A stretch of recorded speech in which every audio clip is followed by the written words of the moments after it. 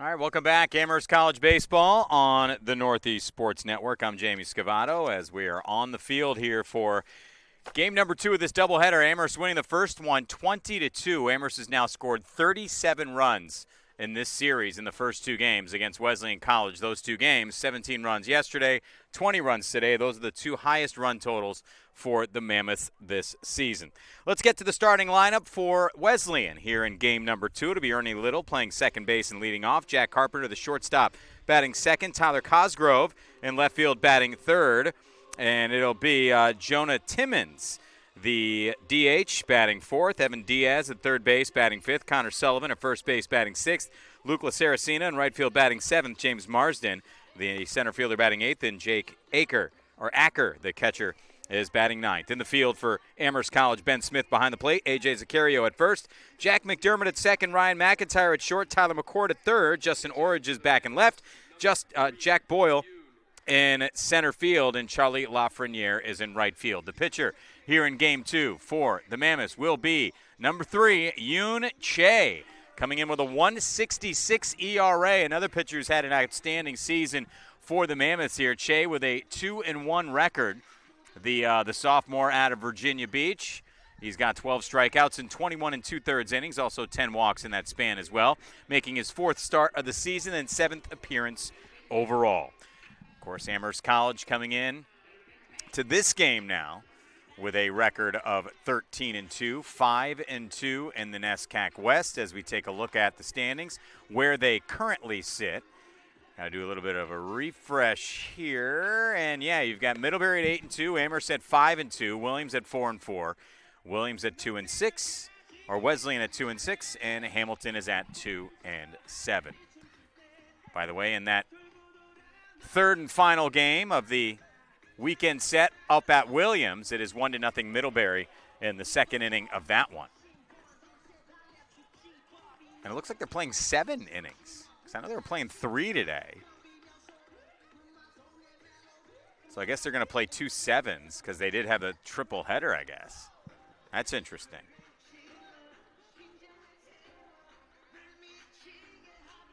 Because, again, Amherst, Middlebury winning 11-9, and then they finished off yesterday's game with an 11-10 win over Williams. So Middlebury's won that series. Now looking to go for the 3-game sweep, as Amherst is looking to do here with Yoon Che.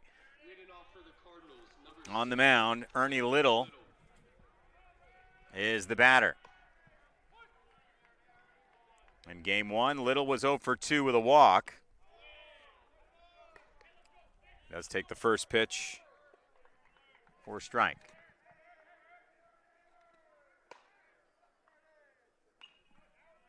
Fouled away. Well, they got the count at 1-1 here.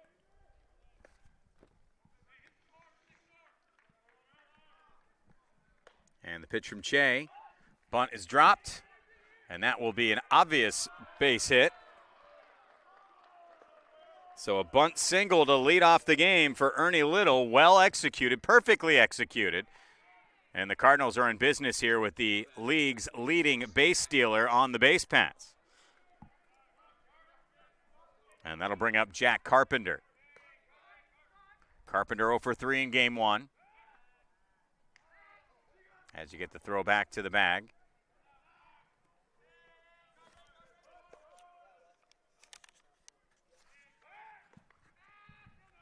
That one also thrown back.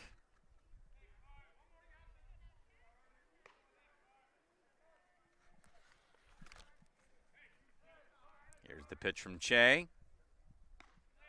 High for a ball.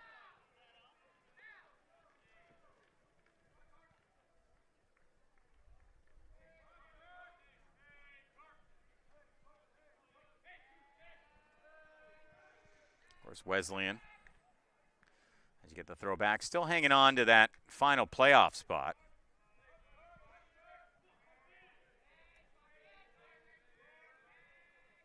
Yeah, numbers haven't been plugged in yet for Wesleyan, who comes in now at a record of 9-18 overall and 2-6 in conference play. I was checking to see if the stats were updated with the box score on their side. It is up to date on the Amherst side of things. But Amherst is at home here. The 1-1 pitch coming to Carpenter. Fouled away. It's 1-2. Of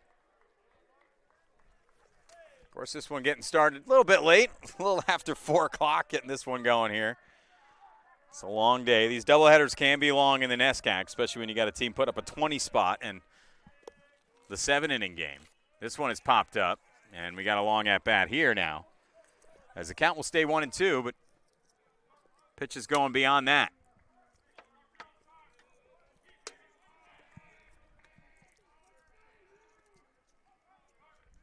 Here's the pitch from Che.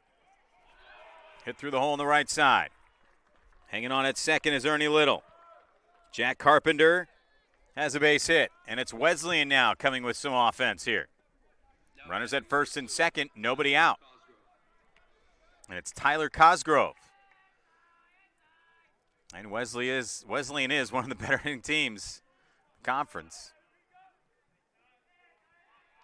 Wesleyan scored as many as 24 runs in a game in a 24-6 win over Emerson a couple of weeks ago. Actually, correction, last Thursday on April 10th. 1-0 the count to Cosgrove.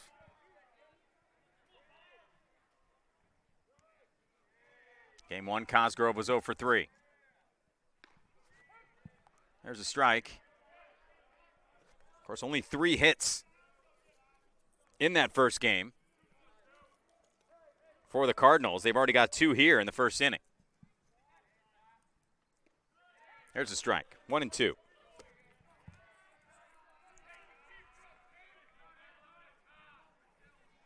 And a win here would clinch.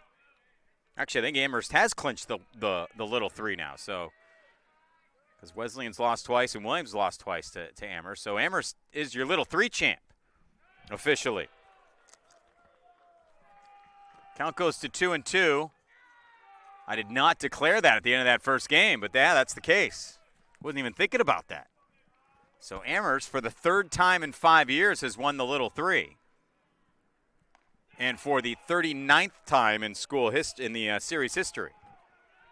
Of course, again, it goes back to 1910, the bragging rights battle between Amherst, Williams, and Wesleyan. Full count here with 2 runners on to Tyler Cosgrove. Yoon Che in a little bit of trouble here in the first. Got it for strike 3. That was a big pitch from Che. And to bring up Jonah Timmons getting the start in this game. Did not play in game number 1. Timmons did get an at-bat, a pinch hit at-bat yesterday and drove in a run.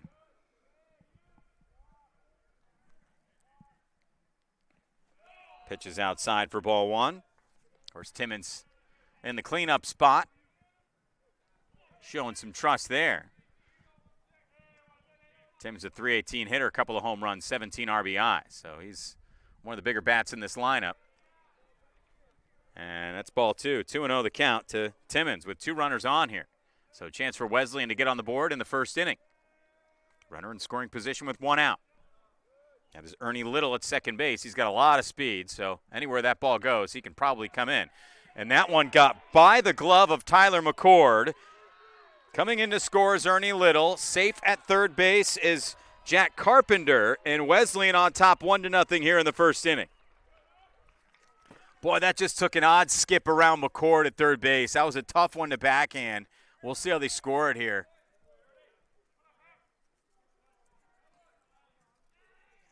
Boy, tough play. Now you got runners at second and third. Evan Diaz will be the batter. Che comes with the pitch. There's a strike. Yeah, still waiting to see what's official. They are going to call that an E5. So E5 and an RBI. And now you've got Jack Carpenter at third, and Jonah Timmons is at second.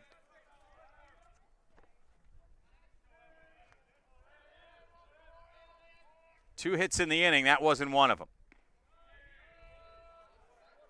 And now Che having a hard time finding the strike zone here as it's 3-0 to Evan Diaz with 2 runners on. You do have first base open, so you can pitch around Diaz a little bit and not really risk much.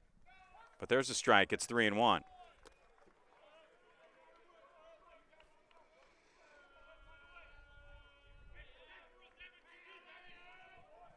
We have some rain in the area here, it looks like.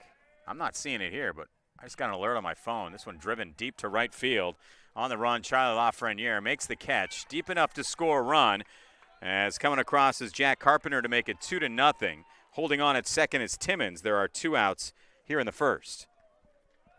82 degrees at 4:15 in the afternoon in Western Mass. In mid-April. Connor Sullivan is your batter. By the way, the RBI for Diaz there.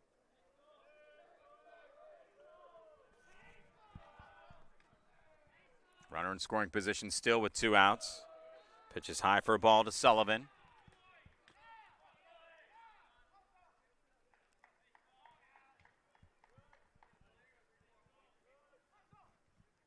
Sullivan 2 for 3. Had 2 of the Cardinals' 3 hits in that first game. That's a 2-0 count here in the top of the first. So Che laboring through this first inning, already 2 runs in. There's a strike. It's 2-1.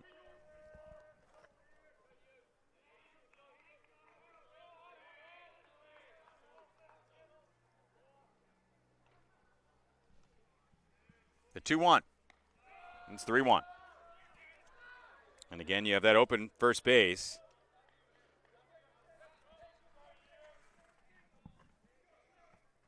So not a high-risk situation walking somebody, and he does so.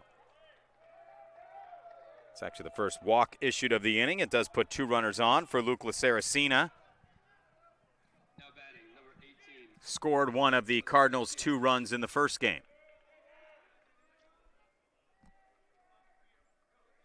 He'll stand in here against Che with 2 out and 2 on.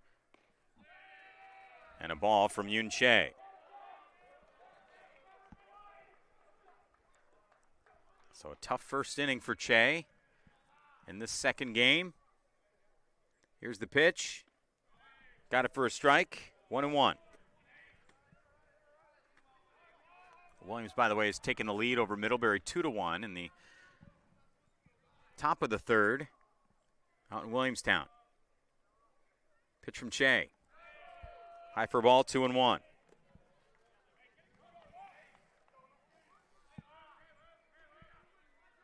Two and one with 2 outs. Amherst trying to get out of this inning. Here's the pitch from Che. Outside for ball 3. Count is 3-1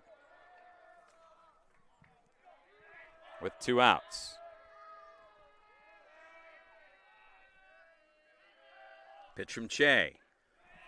Down low, ball 4. And now Amherst is having some real trouble here in the first. Down to third is Timmons. Down to second is Sullivan. LaCerasina reaches via the walk. And we'll get a talk at the mound here with Che. James Marsden will be the 8th batter of the inning. So after a long first game, we are off to a long start in the second game.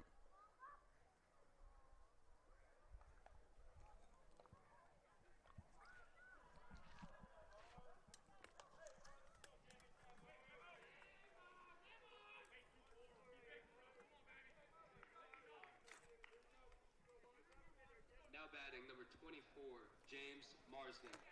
James Marsden will be the batter, center fielder. Comes up with runners at first and second.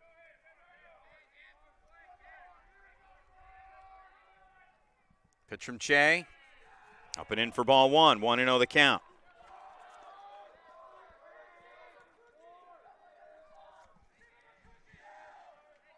And the pitch from Che. There's a strike. It's 1-1.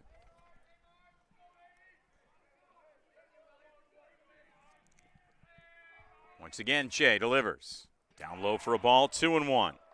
Still having trouble finding the strike zone here. And, of course, he comes up with the bases loaded. Or Marsden up with the bases loaded. Trying to get out of the inning with the bases loaded is Che. But it's 3-1, and he's threatening to walk in a run here.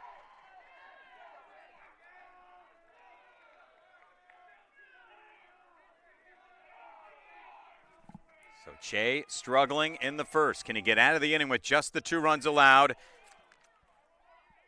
And he keeps the at-bat going. Marsden thought that was ball 4 and that he had an RBI. It's called a strike. Count is full at 3-2.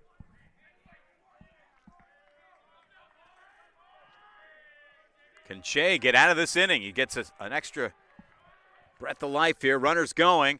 Driven, right field. LaFreniere on the run. Makes the catch to retire the side. But 2 runs come in the top of the first for Wesleyan.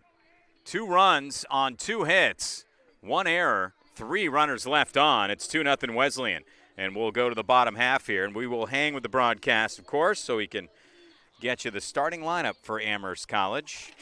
It'll be Jack Boyle playing center field, leading off. Batting second will be Jack McDermott, the second baseman. Jack Sampedro, the DH, batting third. Ryan McIntyre at short and batting fourth. Tyler McCord at third base, batting fifth. Charlie LaFreniere in right field, batting sixth. Justin Orridge, the left fielder, batting seventh. A.J. Zaccario at first base and batting eighth. Ben Smith, the catcher, batting ninth. Defensively for Wesleyan, it'll be Jake Acker. Behind the plate, Connor Sullivan at first. Ernie Little at second. Jack Carpenter at short, Evan Diaz at third, Tyler Cosgrove in left, James Marsden in center, and Luke LaSaracina is in right field. Your pitcher is David Terrell for the Cardinals. And Terrell, as a pitcher, does lead this team in innings pitched with 33 1/3. He's making his 6th start of the season, 7th appearance overall. He has a 2-3 record with 29 strikeouts over those 33 1/3 innings. He's got a 5.67 ERA, but he is one of the 2 main starters for this team. The other one being Tanner Mann. But he will try and quiet these Amherst College bats who, over the last 4 games, have scored a ton of runs against both Wesleyan and Williams. So for Amherst College, actually the last 5 games, I should say, you got 20 runs, 37 runs in these 2 games against Wesleyan, 20 today, 17 yesterday, 9 runs in a 9-3 win over Eastern Connecticut, and then 10 runs at Williams. Those are the last 4 games, 10, 9, 17, and 20. That came after a couple of quiet games where they only combined for 5 runs in the first 2 games of the series against Wesleyan, a 2-1 win last Friday and a 6-3 loss on Sunday. But the bats have come alive since that 6-3 loss in the first game of 2 last Sunday at Williams.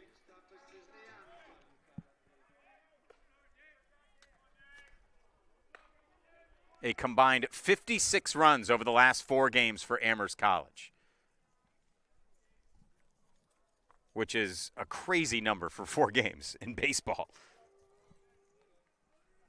You're starting to approach football territory with that. Not quite, but you get what I'm saying. Terrell comes with the first pitch, and it is drilled into right field by Jack Boyle. So the offense for Amherst continues to roll here. Now batting, number 11, Jack McDermott. 1 pitch, 1 hit. Jack McDermott is your batter. McDermott now batting .242 on the season. Home run, 6 RBIs. Did not get a hit in the first game, but he did score 3 times. He walked 3 times and scored 3 times.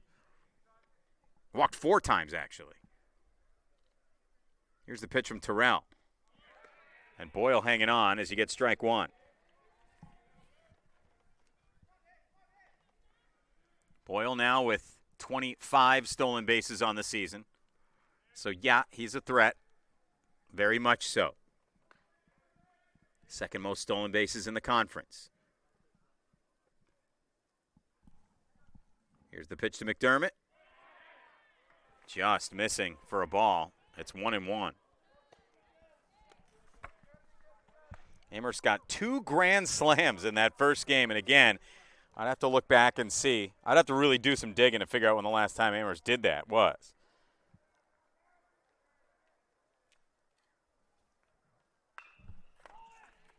That one hit down to Terrell, who throws over to first to get the out. Down to second is Boyle. So 1-3 for the first out of the inning. It'll bring up Jack Sampedro. Sampedro batting .385 with 27 RBIs on the season now after a 5 RBI performance in game 1. Sampedro 3 for 3, 2 runs, 5 RBIs and a walk. Had a double. Had a sac fly as well. And he'll take the pitch from Terrell here with a runner on second base. And that's a ball, 1-0.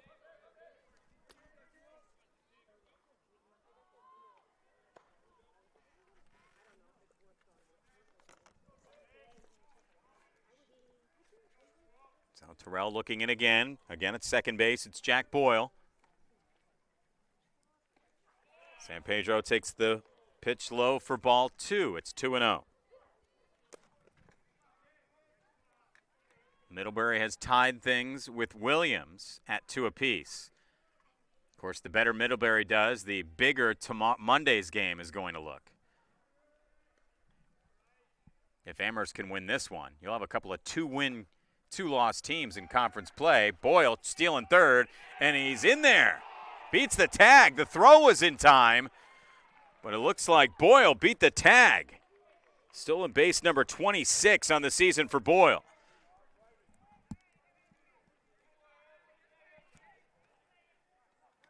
Oh, he's got wheels, huh? You got a 3-0 count now to Sampedro. With Ryan McIntyre coming up, who had a grand slam. One of the 2 grand slams in game 1.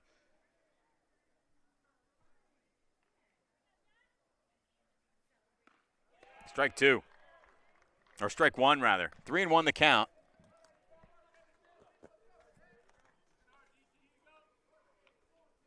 And it'll be Ryan McIntyre.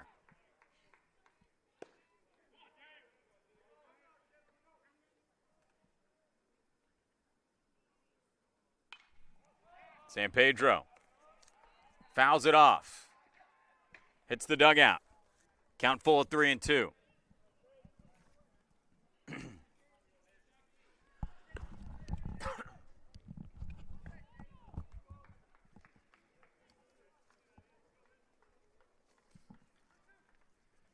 So hanging on at third is Jack Boyle.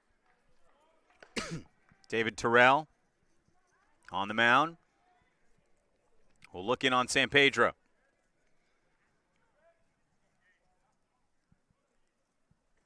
And the pitch. This one hit high on the right side. On the run is LaSaracina. He will track it down for the second out of the inning. Boyle coming in to score, however, and Amherst cuts the lead down to 2-1. So a sacrifice fly by Jack Sampedro. Jack Boyle able to score on it. And there's nobody on for Ryan McIntyre in what is now a 2-1 game here. Ryan McIntyre, after his performance in game 1, now a .338 hitter with 2 homers and 18 RBIs. Clocks that one for a hit. So he keeps it going. Ryan McIntyre with a 2-out base hit. We'll bring up Tyler McCord, who is now batting .352 with a home run and 15 RBI. McCord was 1 for 4 with a run and 2 runs driven in. He had a double in game 1. Of course, McIntyre on the base paths. He had a stolen base in the first game. We'll see if he goes here. Doubtful. McCord fouls it back. It's 0-1.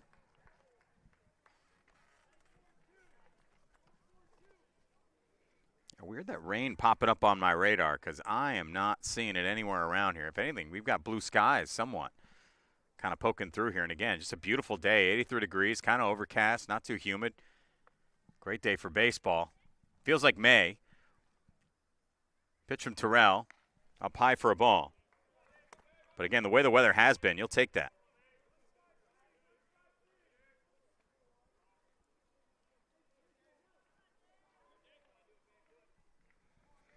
The 1-1. Got it for a strike, 1-2. There are some isolated downpours in the area, but they are very isolated, but they are around. So there is a chance we maybe get hit by something that pops up. The 1-2 from Terrell on the run is McIntyre. This one will drop just foul. That one nearly curled inside the base paths. McIntyre's going to head back after coming all the way home. We'll go back to second base, or back to first. So if anything, that's the shorter way, because if he had stopped at third, he would have come all the way around the field, so he might as well just keep on going. So the count remains 1-2 to Tyler McCord, with Ryan McIntyre on first and 2 outs. Amherst with 1 run in the inning already to cut it down to 2-1 after a big inning for Wesleyan in the top half. And there's ball 2. It's 2-2.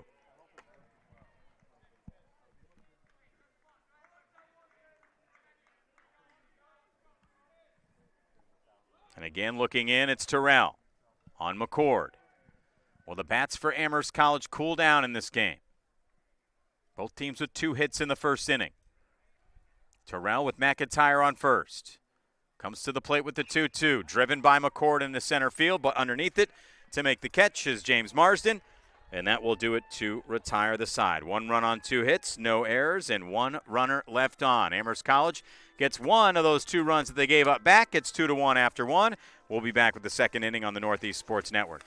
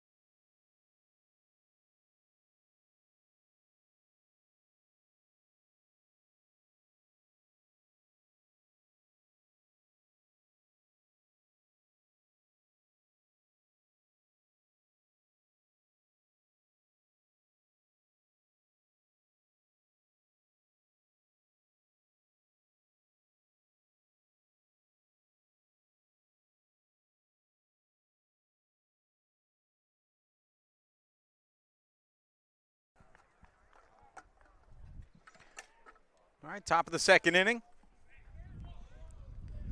Jake Acker, the number 9 hitter, leading things off. For the Cardinals, bit of a breeze coming across field. Feels nice. Yoon Che comes to the pitch. First pitch of the inning is popped up. And underneath it, and center, Jack Boyle makes the catch. That one was skied up there. That had some hang time on it. 1 down. Ernie Little will come up.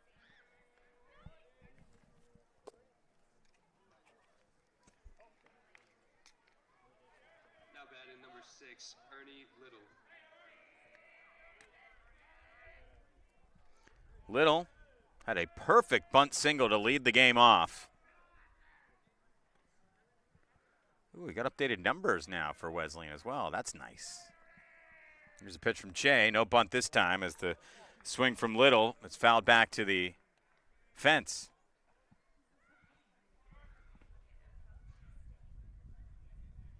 Little now comes into this one batting .373. And a swing and a miss there. It's 0-2. Of course, that does not count his bunt single in the first inning. And Little puts this one in the air. LaFreniere going to try and chase it down, and he makes the catch right along the right field line there. Nice run down and nice grab by LaFreniere. There are 2 away here in the second. Now batting number 26, Jack Carpenter. Jack Carpenter had a base hit and a run scored in the first inning. Comes into the game batting .282 with a home run and 24 RBIs. Batting against Terrell here. The pitch from Che. There's a strike. It's 0-1.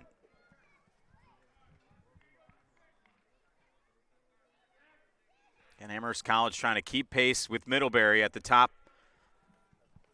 of the standings. I think it's a no doubt that Amherst College will be in the field for the NESCAC tournament. The question is, where will they be seated?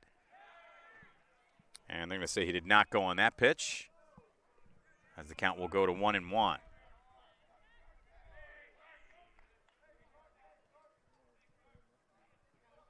course, the championship format. First place team from the West will take on the fourth place team from the East, and the second place team from the West will host the third place team from the East. And of course, you flip-flop that for the other conferences.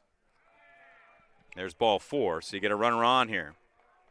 Carpenter on for the second time in game 2. Tyler Cosgrove will be the batter, struck out his first time up last inning.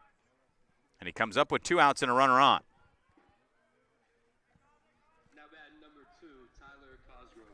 But again, Amherst College with 2 losses in conference play, but 3 fewer games played than Middlebury.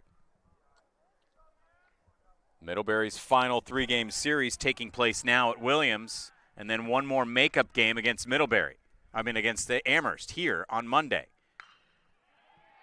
Driven down to short, past the diving Ryan McIntyre, and it's a base hit for Cosgrove. Runners at first and second with 2 outs. Wesleyan trying to rally with 2 down.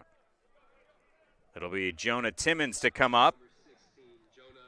Drove 1 in on an error last inning. It was a lot of small ball last inning to get things done for the most part for Wesleyan. You had a bunt single to get things going, then you move that runner over with a base hit. You get an error that brings in a run, and then a sac fly bringing in a run. So there wasn't any kind of like monster hit. Had a couple of walks in there, too, to keep things interesting as you had the bases loaded at the end of the inning. Here's the pitch from Che. Popped up, out of play.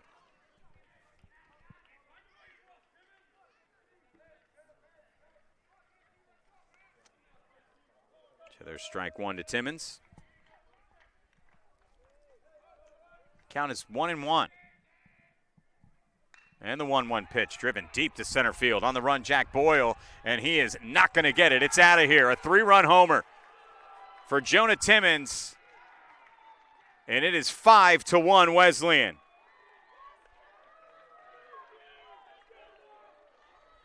Boy, talking about flipping the script. It was Amherst bats going wild in game 1. And now it's Wesleyan getting the job done in game 2. 5-1 Cardinals. And for Jonah Timmons, his team leading 3rd home run of the season. Evan Diaz will be the batter with nobody on and 2 out. Swing and a miss for a strike. So for Che, who came in with an ERA under 2, getting roughed up in these first 2 innings. Going to get some bullpen work up, I'm assuming, at this point. Looks like Che may not have it. He looked like he was going to get out of this inning no problem, but a 2-out rally, and this one hit deep to right. Charlie LaFreniere on the run. That's going to drop for extra bases. Evan Diaz is in with a sliding double. 4 straight batters reaching base. 3 straight hits for the Cardinals. 2 straight extra base hits. And all of that coming with 2 outs in the second inning. Diaz, his 8th double of the season. Connor Sullivan will try and drive him in here. And to keep the rally going for Wesleyan. And there's ball 1. It's 1-0.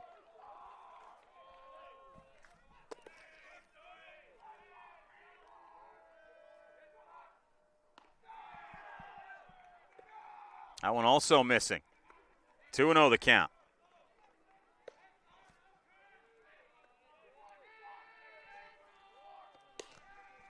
Here comes the 2-0 from Che. Swing and a miss for a strike. It's 2-1. And yep, now we get the action started in the bullpen here, as Tyson Luna is warming up. As it's a drive deep to right center field, and that one is out of here. A 2-run shot for Connor Sullivan. It's 7-1 Wesleyan.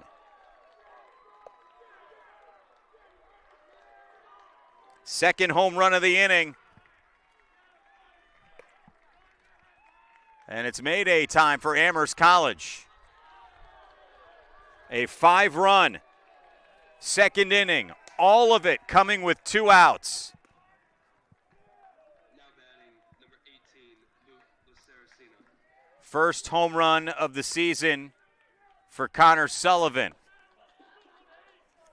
And it'll be Luke Luceracina. Now, mind you, this is an Amherst College team that's playing to try and keep a beat on first place in the NESCAC West, but this is a Wesleyan team that needs a win to really kind of secure making the playoffs.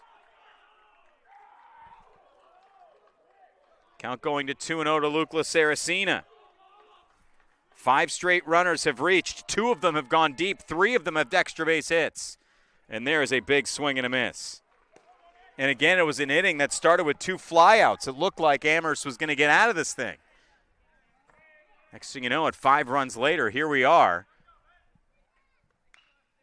This one chopped down to third. Scooped up by McCord. Throw in the dirt. Gets away, and the inning continues. Down to second base is Luceracina.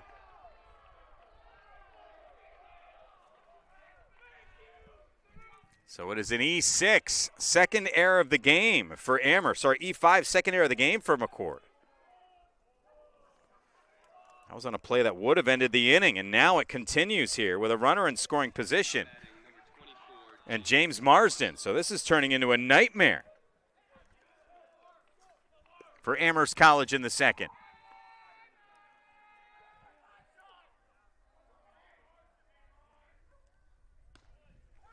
And there's a strike, 0-1.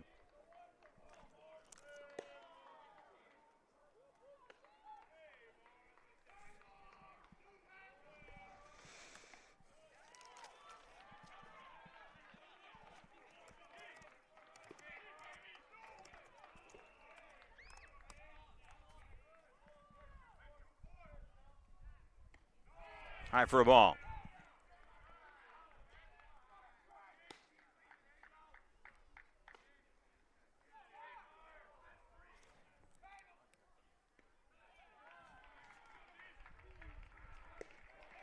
And that will do it to retire the side as we get the strikeout. And the inning is finally over. But not before Wesleyan puts up 5 more runs in the second inning to take a 7-1 lead over Amherst College. We'll see if the Mammoths can respond next inning on the Northeast Sports Network.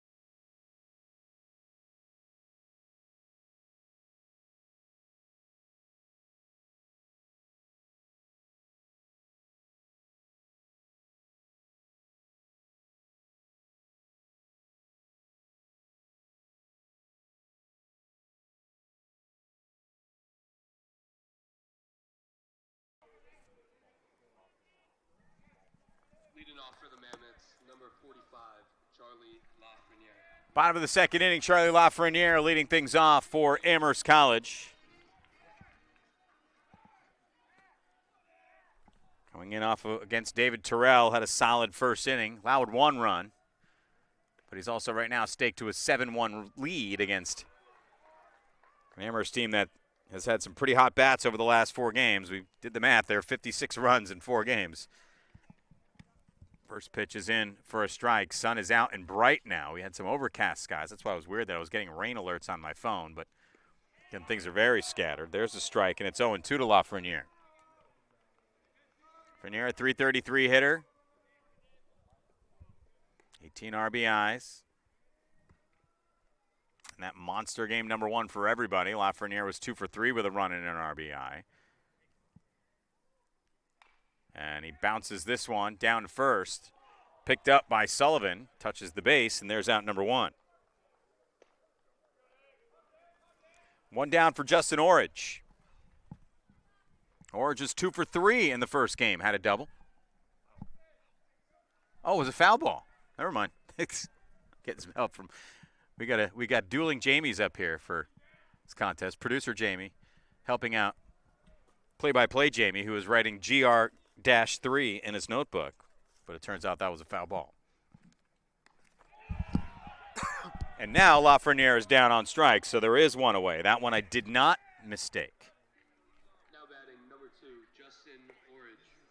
So it'll be Justin Orridge, again, 2 for 3, run an RBI and a double in game 1. Brings his average up to .343 in his first season in Western Mass.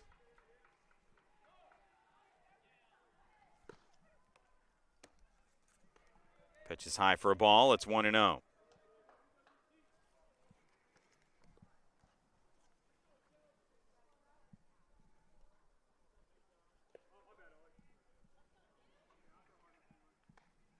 One-0 pitch. There's a strike.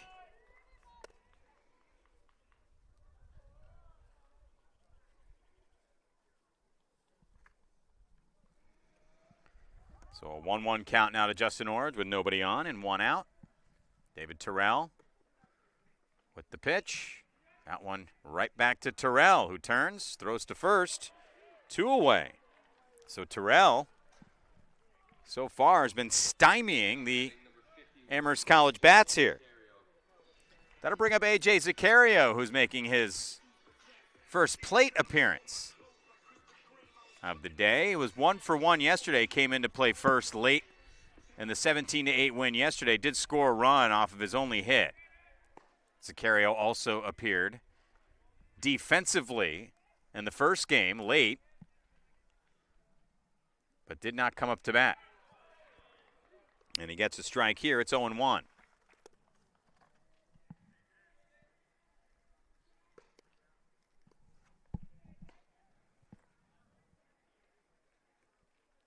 Zaccario, a .323 hitter.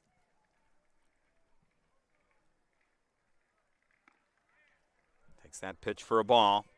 It's 1-1. Of course, this is his 19th game that he's played in, his 9th start of the season. He's only got 31 at-bats. Got a couple of doubles, 5 RBIs to his credit. And that's strike 2. It's 1-2.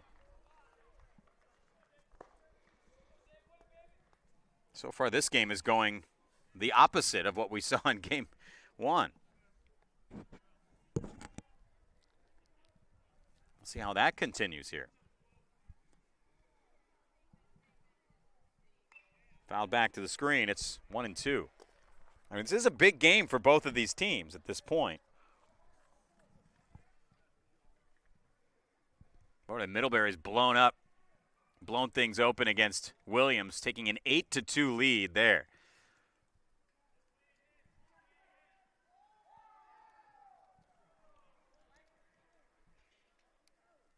Here is the pitch. High for a ball. It's 2-2. Mentioned Wesleyan right now in that final playoff spot in the West Division, just a half game up on Hamilton, who still has 3 to go against Amherst, playing non-conference action today. That one fouled away. Count will remain 2-2. Of course, with the Middlebury win over Williams, got to remember Williams is a game back of Amherst, or Not a game, but 1.5 games back of Amherst. Here's the pitch from Terrell. Swing and a miss for strike 3, and the inning is over. 2 strikeouts in the inning for David Terrell. And he is off to a heck of a start here for the Cardinals. 2 innings in the books, 7-1. Wesleyan on top of Amherst. We go to the top of the 3rd next on the Northeast Sports Network.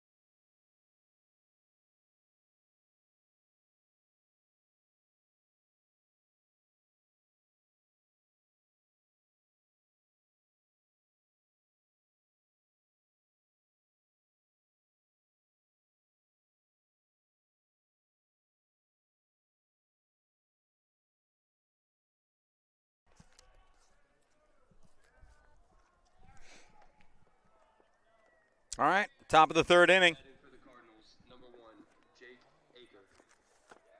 And Jake Aker is the batter. Jake Acker is the batter. Led off last inning, flying out to center field. And the first pitch is fouled away for a strike. 0-1 the count to Acker.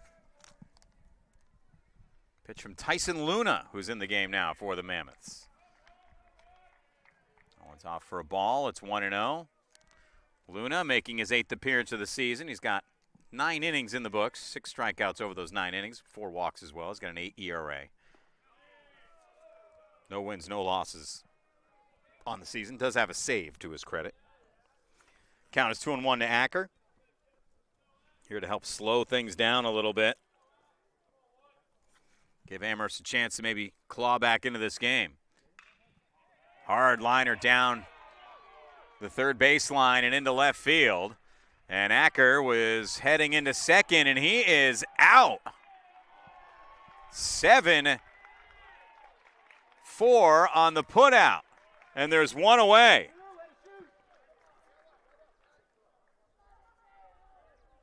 What a throw by Justin Orridge. 1 down. So it is a hit for Acker, but he gets pegged trying to go to second. That'll bring up Ernie Little. Some great defensive backup again by Justin Orridge in left field. Firing that throw into second base. This one going deep to left field, however. Orridge going to have to get on his horse, and he's not going to get to that because it is another home run for Wesleyan. Ernie Little with a blast, a solo shot, and it's 8-1. 3rd home run of the game for the Cardinals. And for Ernie Little, his 2nd home run of the season. Wesleyan continuing to pour it on in Game 3.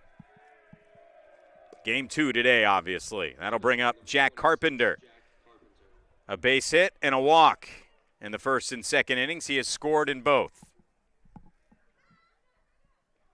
And he will look to continue the offensive barrage by Wesleyan. Count 1-0. Seen a lot of long balls today.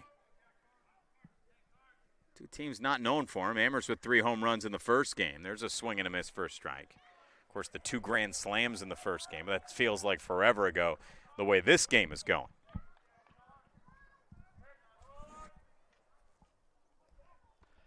There's a strike. It's 1-2. Of course, Amherst does still have a chance if they lose this game and Williams wins their game against, or Middlebury wins their game against Williams, to take first place in the West. And that is if they beat Middlebury on Monday and then sweep Hamilton next weekend. Of course, you got to win out at this point to take first place. I mean, Amherst is still, again, going to be in the field. Will they get a home series? That's another good question. Pitch is down for a ball. So far, that's the position that the Mammoths are in. At the very least, is you're going to get a home series and then you go to the championship. And that's kind of where you want to be. Because after the first series is done, you're going to a neutral site, or you're going to a collective site. That one is fouled back.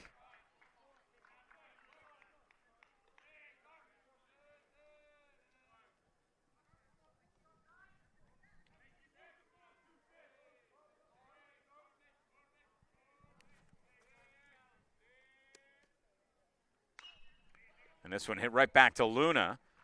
We'll take a few steps over to first base. Flip it to Zaccario for out number 2. So that'll bring up Tyler Cosgrove here. Now batting number 2, Tyler Cosgrove. Cosgrove 1 for 2 with a base hit. He came around and scored last inning.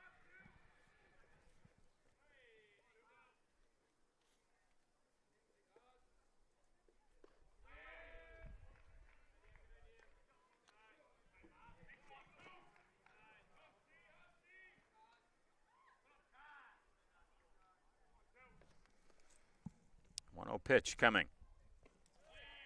Down for ball 2. 2-0 to Cosgrove.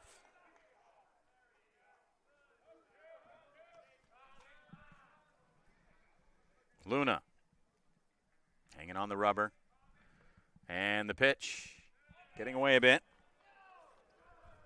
Count is 3-0.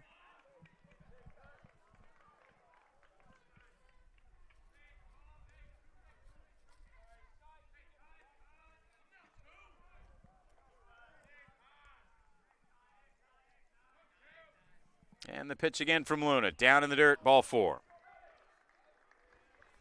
So again with 2 outs, we get action. Base runners, or runners getting on base with 2 outs. Cosgrove on for the second time today. That'll bring up Jonah Timmons, who had a 3-run shot last inning. One of the 3 home runs that Wesleyan's hit already in this game. It's only the 3rd inning. High and away for a ball. 1-0.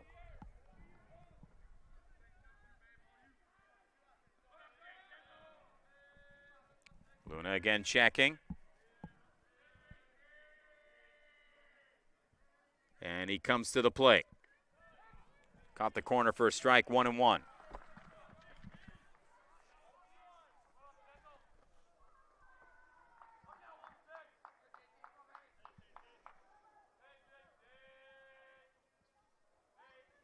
And the pitch from Luna.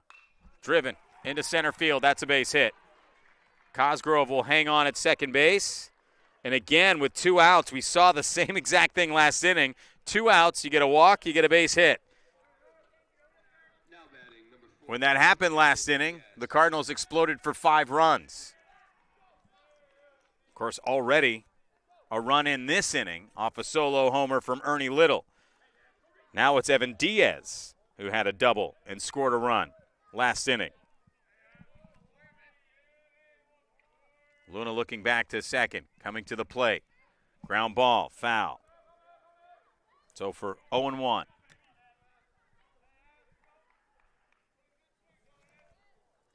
Diaz had a sacrifice fly in the first inning. to go with his 8th double of the season. Luna looking to second, coming to the plate. Check swing, definitely went on that one.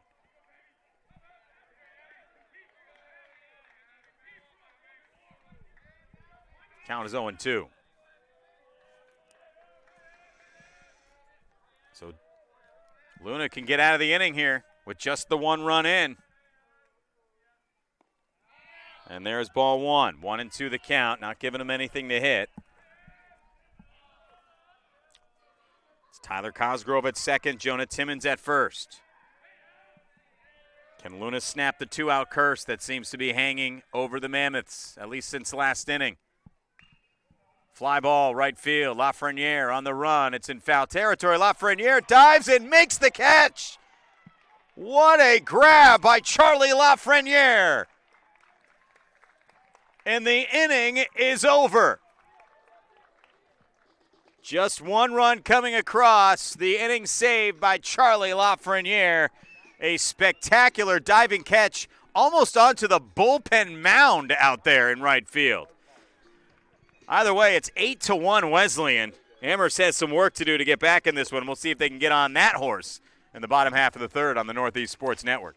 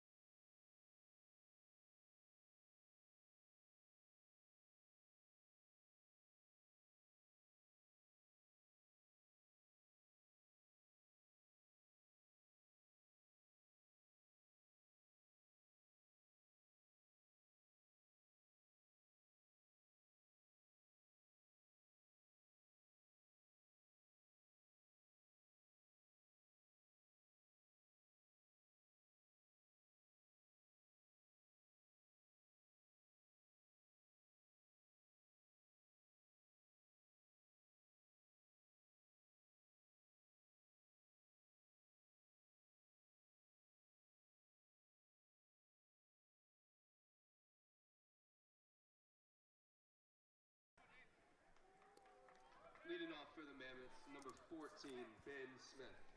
All right, Ben Smith leading things off for the Mammoths. Did not play in game number 1. Went 2 for 6 yesterday with 2 runs and 2 RBIs. The Mammoth catcher getting his second start of the weekend. Smith's got an occasionally big bat. We know that.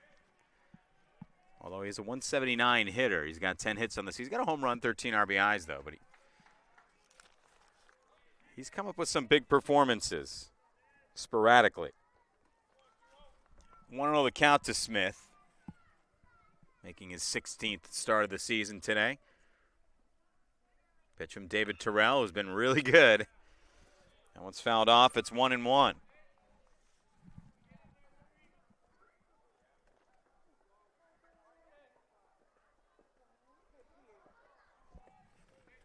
Put the book on this one for Wesleyan. 8 runs on 9 hits. 1 run on 2 hits. Got 2 errors in the field as well for Amherst College. And the 1-1 from Terrell. Swing and a miss for strike 2. It's 1-2.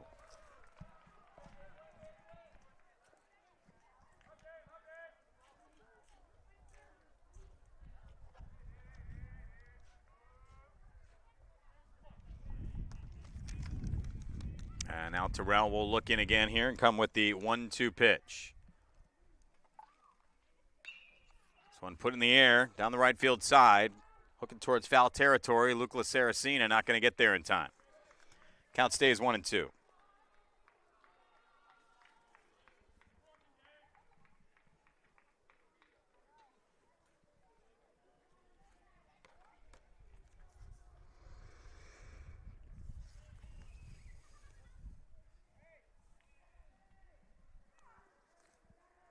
So Smith will stand in again. The Amherst catcher, David Terrell, on the mound. And here's the pitch. There's ball 2.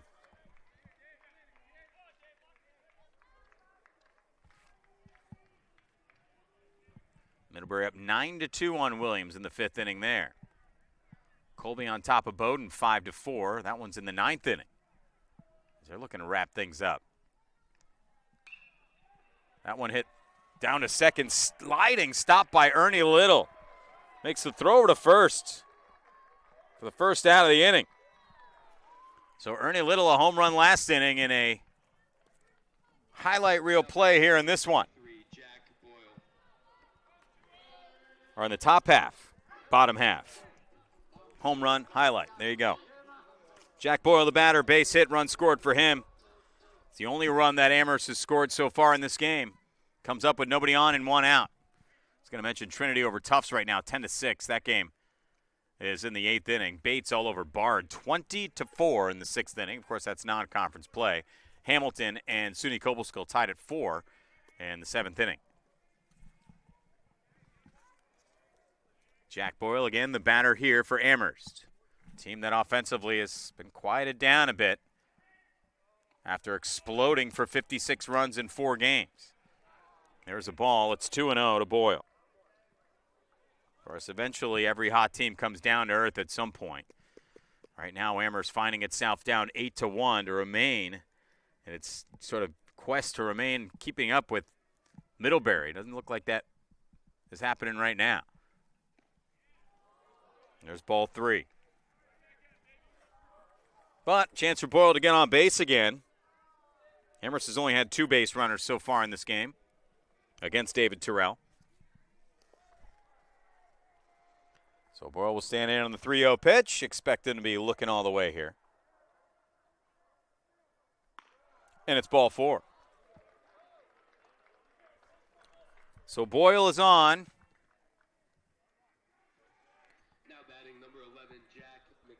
How to bring up Jack McDermott with an opportunity. And 1 out.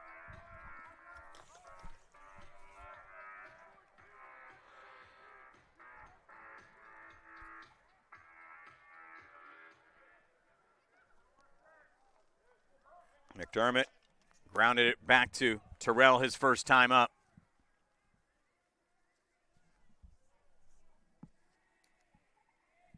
The pitch here, driven. In the left field, underneath it is Cosgrove. Makes the catch, 2 away. Back to first goes Boyle. Now to the plate, number 24, Jack Sampedro. So Jack Sampedro, the sacrifice fly to right, drove in Amherst's only run of this game so far. So he will stand in here.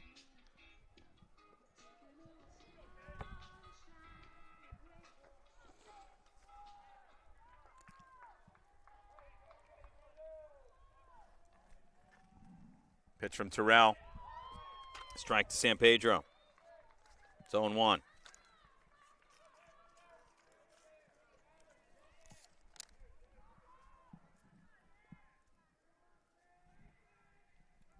And once again, the 0-1 pitch.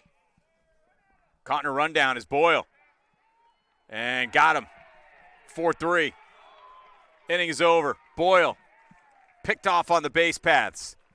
Side is retired after 3, 8-1. Wesleyan over Amherst on the Northeast Sports Network.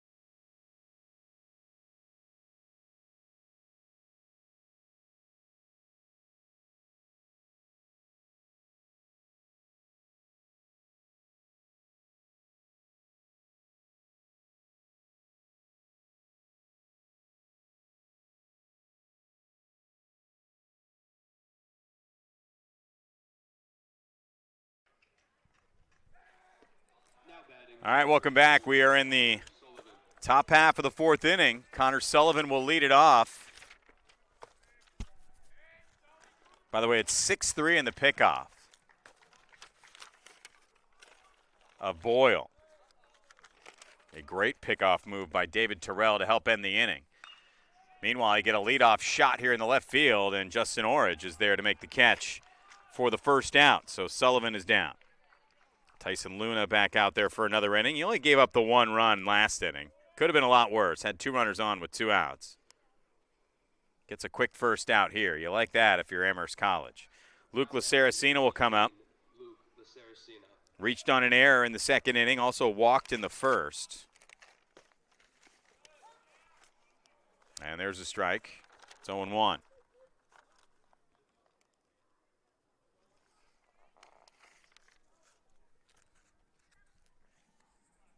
A 1 pitch from Luna. There's a swing for strike 2 to LaSaracina. So perhaps Luna might be settling in here, which is something that Amherst would definitely need if they want to come back in this game. Only 2 hits for the Mammoths so far, 9 for the Cardinals. Swing and a miss for strike 3, and there's 2 down. I'll bring up James Marsden, who has also struck out once in this game. Flat out to right in the first, struck out in the second. And he comes up against Tyson Luna here. Number 24, James Marsden. Amherst down 8-1. But I think the first step in battling back is to stop this Wesleyan offense that scored 2 runs in the first, 5 runs in the second, 1 in the third, 3 home runs in the game. Off-speed pitch, good for strike 2. And it's 0-2 to Marsden. So perhaps Luna is settling in nicely. He's retired 3 straight batters. That's a good start. Pop up. Shallow left field. Everyone's on the run. Orridge will get there to make the grab and retire the side. Hey, look at that. It's a 1-2-3 inning. Those can happen. 3.5 in the books. We'll see if Amherst can start coming back here in the bottom half of the fourth on the Northeast Sports Network.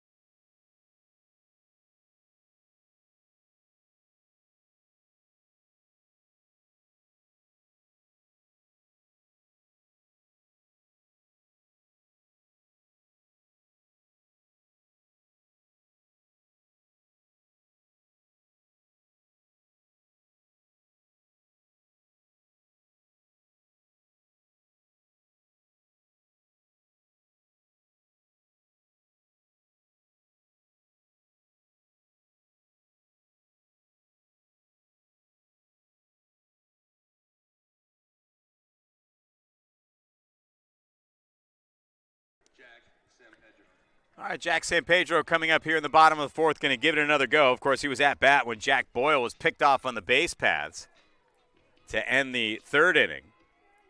He'll come up, obviously, with nobody on here in the fourth. David Terrell will look in and looking to give another inning of solid work here. Pitch low to Sampedro for ball 1.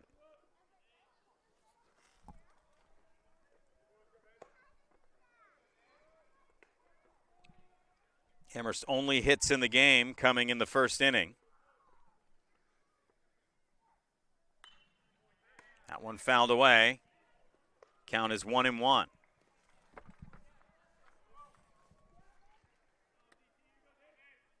Talk about the schedule after this for Amherst. You've got your rescheduled game against Middlebury on Monday. Then you're at Trinity for a non-conference game on Wednesday. Just the one game against Trinity. And then you've got your big series against Hamilton. Then a trip out to Waltham to take on Brandeis to close out the regular season on Tuesday the 29th. But really everything, is about how the rest of these conference games go. The count goes to 2-2 as Sampedro looks that one in for a strike.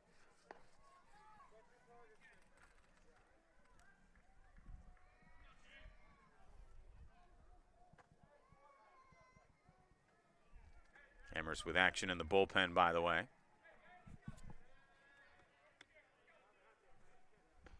Terrell taking a long time between pitches here. Swing and a miss, strike three. That's a big strikeout to get Jack Sampedro like that. One down. By the way, it's Wesley De Oliveira Jr. warming up. Ryan McIntyre has one of Amherst's 2 hits in this one. Had a base hit, but did not advance beyond first base in the first inning. Comes up with nobody on here in the 4th. There's a drive to right field, but it's hit right at Luke LaSaracina for the second out. 2 down in the 4th. Tyler McCord will be the batter. McCord 0 for 1, flat out to center.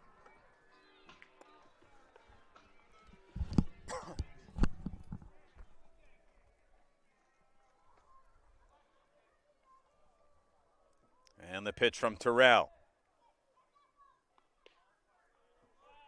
Outside for ball 1. Count 1-0 to McCord.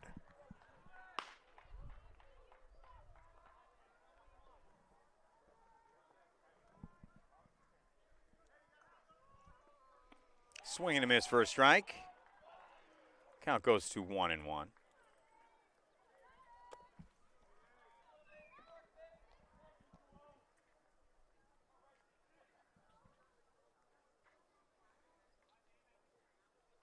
Terrell looking in. And he comes with the pitch. High and away for ball 2. 2-1 the count.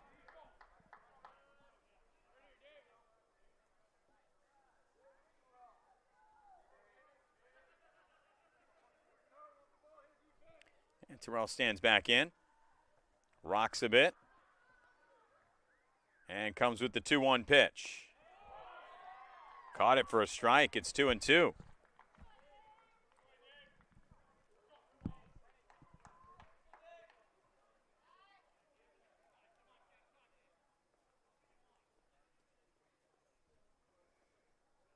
So Terrell looking for out number 3, and instead grounder to short. Carpenter picks it up, throw over to first, not in time. And safe with the infield single is Tyler McCord, who's of course, one of the faster base runners on this team, second on the team in stolen bases. Able to leg that one out. Now batting, number 45, Charlie LaFreniere. Brings up Charlie LaFreniere, who struck out his first time up. Comes up with 2 outs and a runner on first.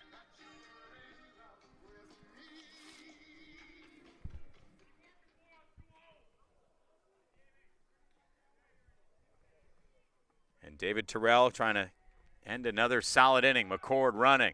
Throw down the second, not in time. Ball actually rolls away a bit. So stolen base for Tyler McCord.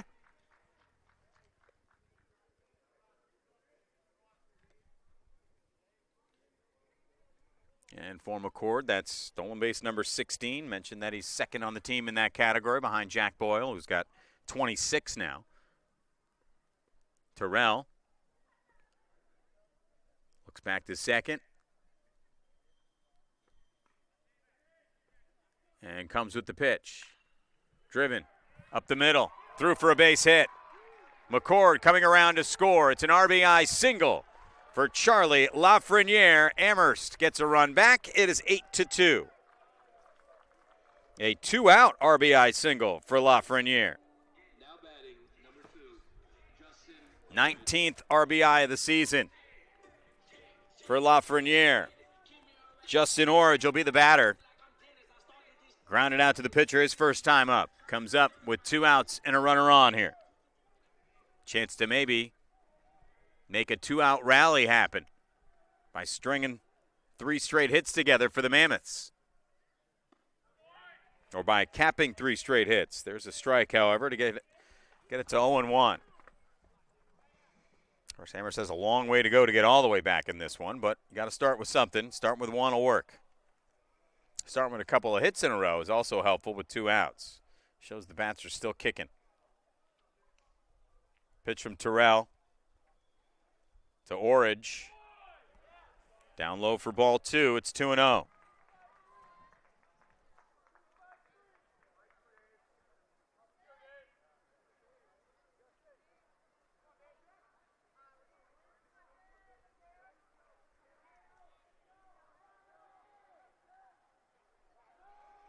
And the 1-1 and the look back.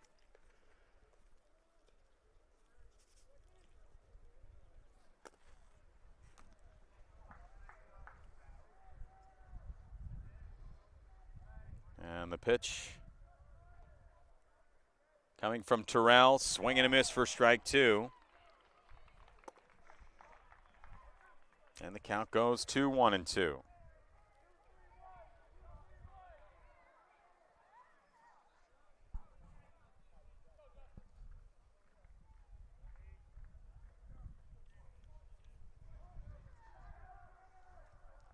And again the pitch.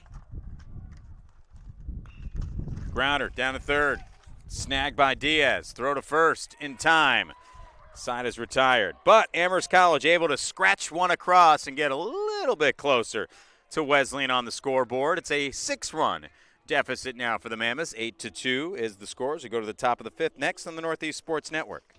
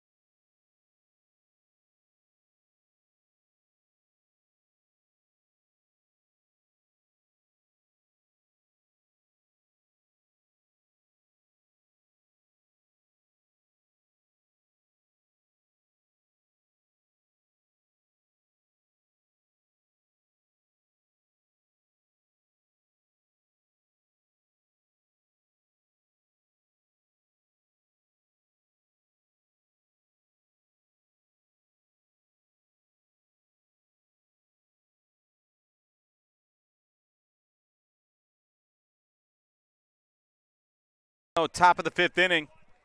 Jake Acker is your batter. Now batting, number 1. Had a base hit his last time up, but got thrown out trying to stretch things to a double. And he comes up here to lead off the 5th inning. Against Wesley D'Oliveira, by the way, the new pitcher for the Mammoths here. For Tyson Luna, had a really good 4th inning. Only gave up the 1 run on a home run in the 3rd, so pretty decent outing for Luna. Meanwhile, D'Oliveira making his 6th appearance of the season. He's got 7 2/3 innings. Struck out 7 over that span, a 4.70 ERA. So 4 runs allowed. He does have 5 walks as the count goes to 2-0 on Acker, who drills this one deep to left field. That is a no-doubter, and it's gone. Another home run for Wesleyan, and it's 9-2.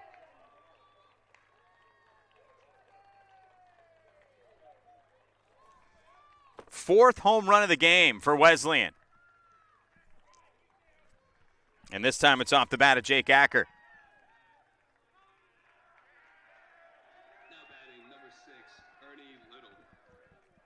And for Acker, that's his first home run of the season. That'll bring up Ernie Little. Speaking of home runs, he had a solo homer 2 innings ago. And there's a strike. And he comes up with nobody out. 10 hits now in the game for Wesleyan. Count 0-2 to Ernie Little.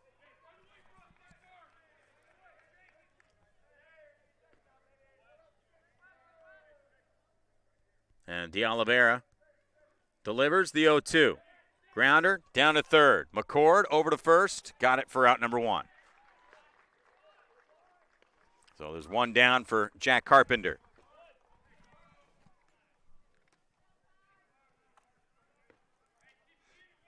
Carpenter, 1 for 2 with a couple of runs scored.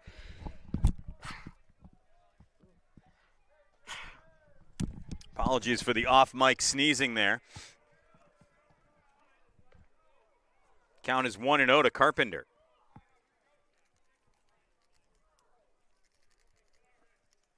Here's the pitch from DeOliveira. Fouled away, count 1-1.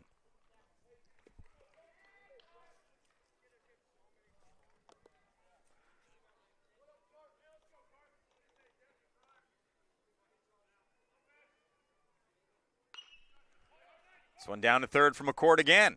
Throw over to first, a little bit high, gets back down in the bag. And it's good for out number 2. So A.J. Zaccario had to go up to get that one, but came down in time to get the second out of the inning. That'll bring up Tyler Cosgrove, who's reached base twice. He's 1 for 2 with a base hit, run scored in the second, walked in the third. And he comes up here with nobody on and 2 outs. Of course, Jake Acker with the home run in the inning. But so far, that's the only damage that's been done. Of course, it does put Wesleyan back up by 7. Pitch from DeOliveira. Good for strike 2. Kind of like what Tyson Luna did in the third inning. Came in, got knocked around a little bit, but only the 1 run allowed on a solo homer. Sort of the same thing here with DeOliveira. Great inning so far, but it just gave up the one shot, the one pitch that was taken advantage of. Everything else has been solid from DeOliveira. That one's fouled away. The count goes to remains 0-2 to Cosgrove. Speaking of a good count here.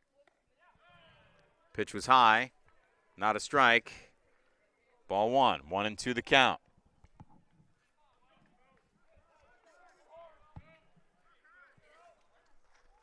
And DeOliveira comes again with the pitch. Up high for ball 2. It goes to 2-2.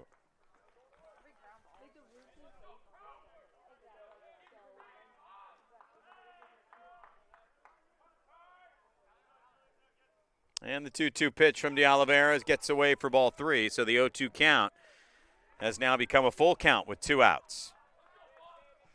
And DeOliveira get out of the inning on this pitch. Got him for strike 3, and that retires the side. So 1 run does come across on the home run by Jake Acker, but nothing else comes across because nobody else got on base. It was 1-2-3 after that. After 4.5, it is 9-2 Wesleyan over Amherst. We'll go to the bottom of the 5th next on the Northeast Sports Network.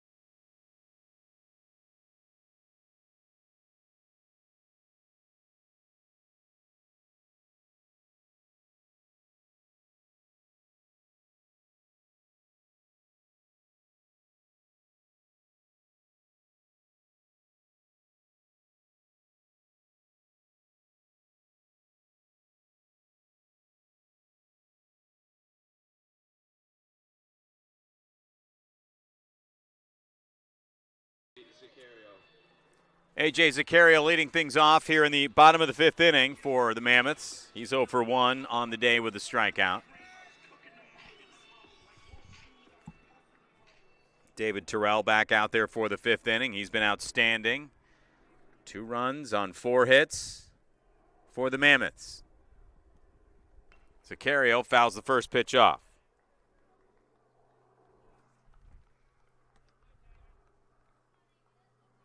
By the way, Middlebury all over Williams now. That is a 12-6 score in the bottom of the 6th inning. And what will be the final game of that series. 5-4, Colby a winner over Bowdoin. Tufts and Trinity tied at 10 in the 9th. Driven by Zaccario into center field. It will fall for a leadoff single to get the inning going here. So Amherst gets the leadoff batter on base for Ben Smith, who's 0 for 1. Grounder to second base his first time up in the 3rd inning. We'll see if Zaccario gets a rally going with that base hit. 7 runs, a lot to come back from, but the way Amherst has been scoring runs the last few games, that's far from out of the question. Although the bats have been pretty quiet here in this game. David Terrell looking back to Zaccario at first. Big swing from Smith. It's popped up on the right side and foul. Count is 0-1.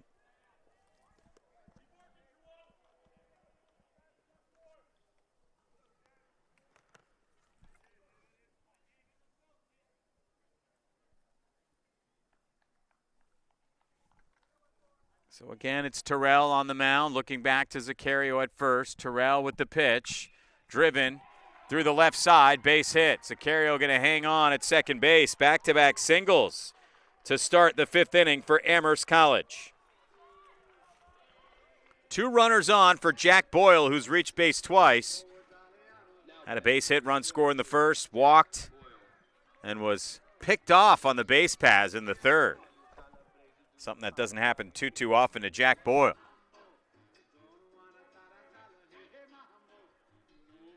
So we'll get a quick chat between Jake Acker and David Terrell on the mound. 3rd time through the order, oftentimes the charm for the offense against a single pitcher. We'll see if that's the case here for Amherst, as we are now in that zone with 2 runners on and nobody out.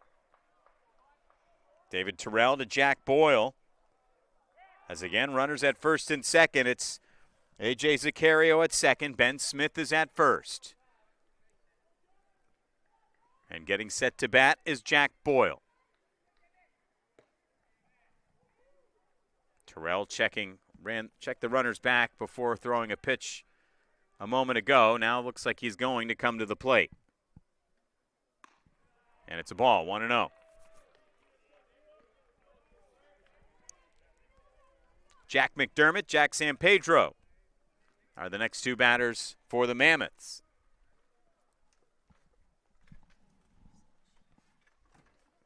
And Terrell comes with the delivery. And there's a strike. It's 1-1.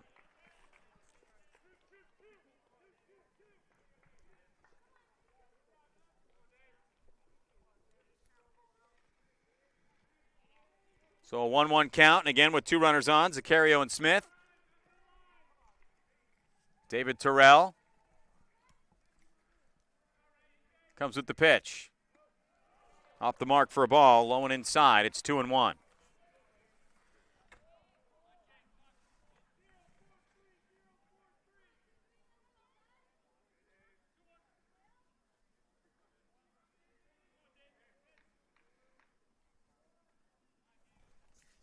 So again, Terrell now. The 2-1 pitch. High for a ball. It's 3-1.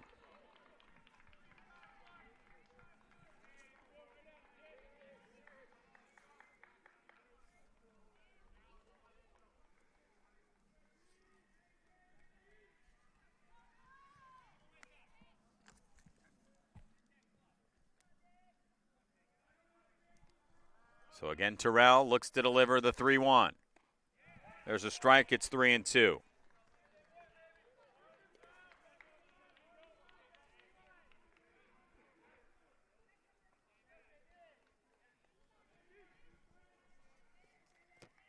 So full count. 2 runners on. Nobody out. Terrell comes with the throw to second base.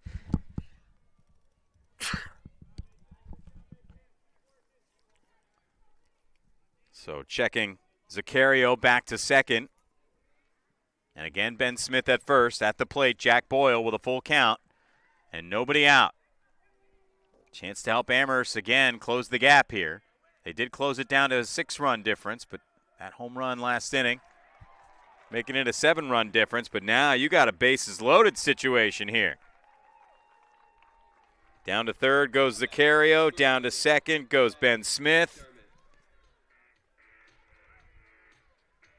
Your batter is Jack McDermott, who's 0 for 2. We'll get a discussion on the mound here.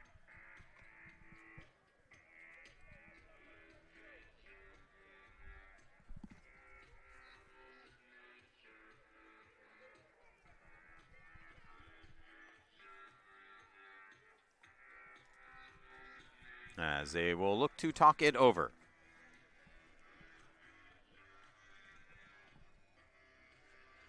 And that will conclude the discussion.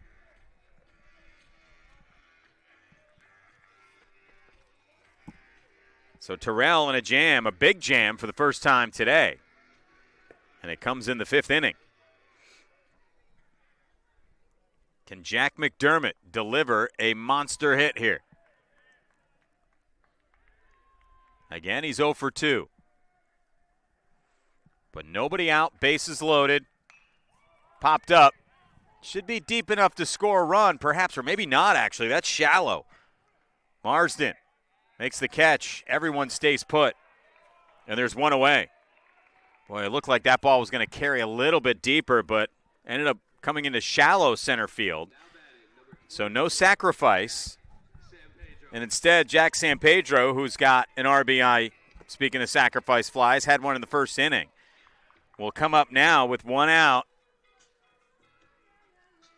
Force out at any base. Double play is in play to end the inning, but of course the bases are loaded with 1 out, so a hit will drive in a couple here.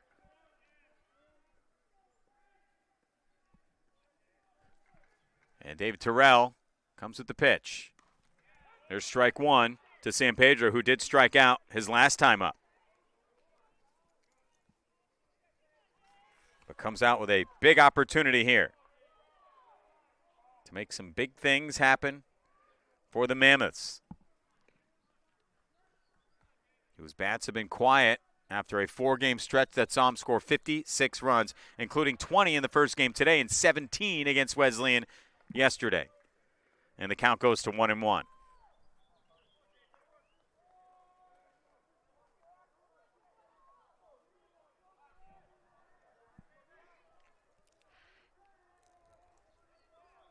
Terrell again with the pitch.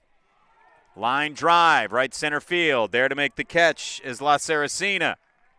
Coming in to score on the sacrifice is A.J. Zaccario. Down to third is Ben Smith. Second sacrifice fly of the game for Sampedro. There's 2 away. Runners at the corners. As hanging on at first is Jack Boyle. It's 9-3. So that'll bring up Ryan McIntyre now. McIntyre 1 for 2. Had a base hit in the first inning. Flied out last inning.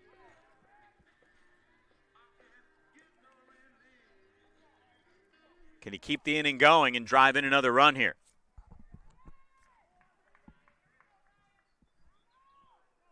Looking in is Terrell. See if he goes to first or if he attacks the batter. Looks like he'll do the latter. Driven by McIntyre through the hole in the middle.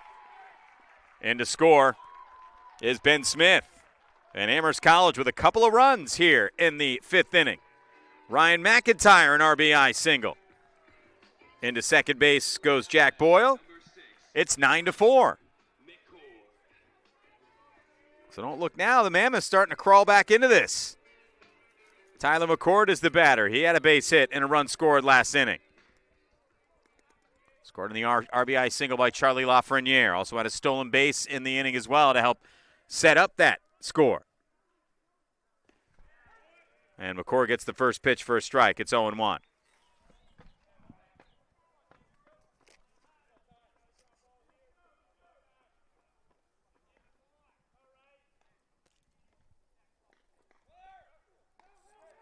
On the run, down to second, and we've got everybody getting back. So on his way to second was Ryan McIntyre. Boyle did not want to get caught on the base paths again. Meanwhile, Jake Acker came running out from behind home plate to run the runners back himself without having to throw. Did so successfully.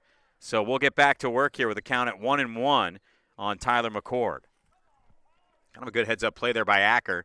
The hit and run was on. Or maybe the double steal.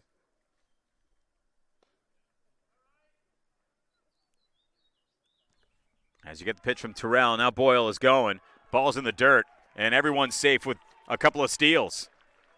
So Boyle, with his second time stealing third in this game, his 27th stolen base of the season. And McIntyre will also pick up a stolen base.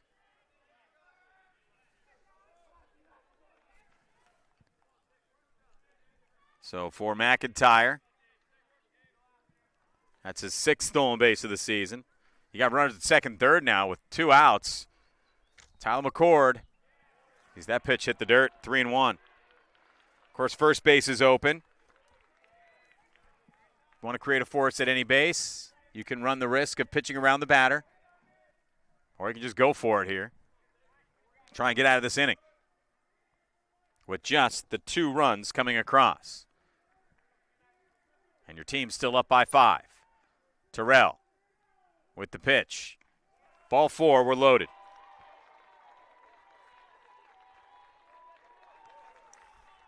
Jack Boyle at third. Ryan McIntyre at second. Tyler McCord at first.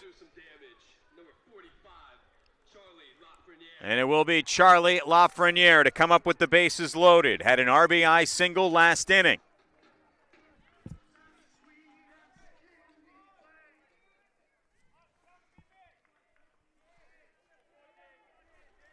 Can he produce here in this one?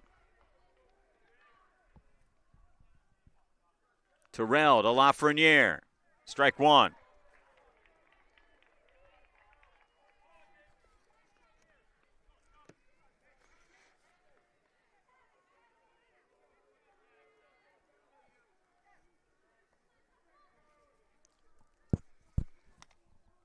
Terrell again looking in.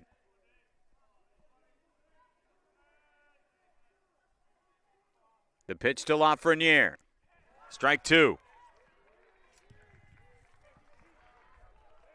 So LaFreniere goes down 0-2 with the bases loaded and 2 outs.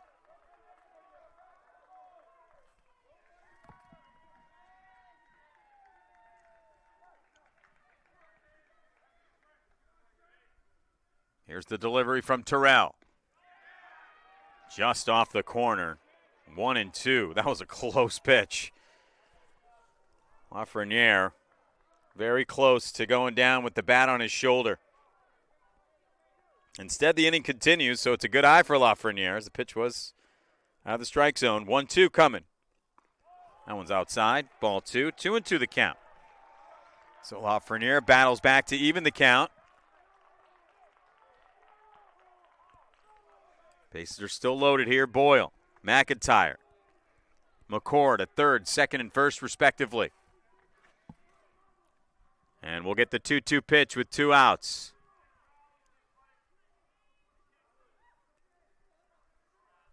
Down in the dirt, ball 3. So Lafreniere has gone from 0-2 to a full count. In an inning where the Mammoths have already scored twice to make it 9-4. Looking to keep battling here. Both of these teams need a win for different reasons. For Amherst, it's to stay in the race to win the division. For Wesleyan, it's to stay in position to make the playoffs. The pitch from Terrell. The swing by LaFreniere, the bouncer, down to short. No play, infield single, everyone's safe. Bases are still loaded, and it's 9-5. RBI number 20 on the season for Charlie LaFreniere. In to score is Jack Boyle. Down to third, Ryan McIntyre. At second now, it's Tyler McCord. And safe at first with the infield single on the bounder to short is Charlie LaFreniere, and that will bring up Justin Orridge. He's 0 for 2. Grounded out to third his last time up. He's the 9th hitter in this inning, and he comes up with the bases loaded and 2 outs. Strike to Orridge.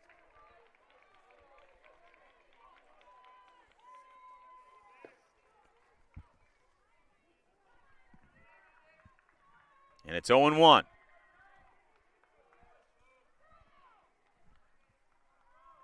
David Terrell with the 0-1 pitch. It's high for a ball. You got to think this will be the last inning for Terrell after the 9-batter struggle he's having here. But he's pitched well enough to have his team on top, and that's what matters.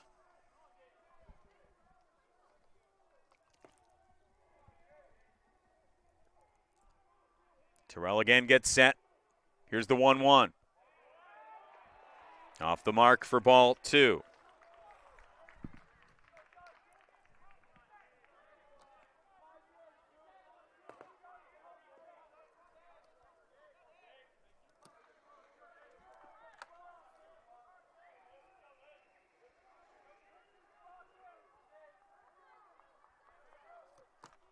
And once again, Terrell with the pitch.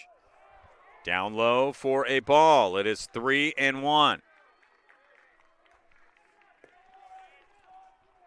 Amherst could walk in a run here and bat around in the inning and keep it going. Terrell, the 3-1 pitch to Orridge. Watches it in for a strike. Count full at 3-2 with 2 outs. Big pitch coming here.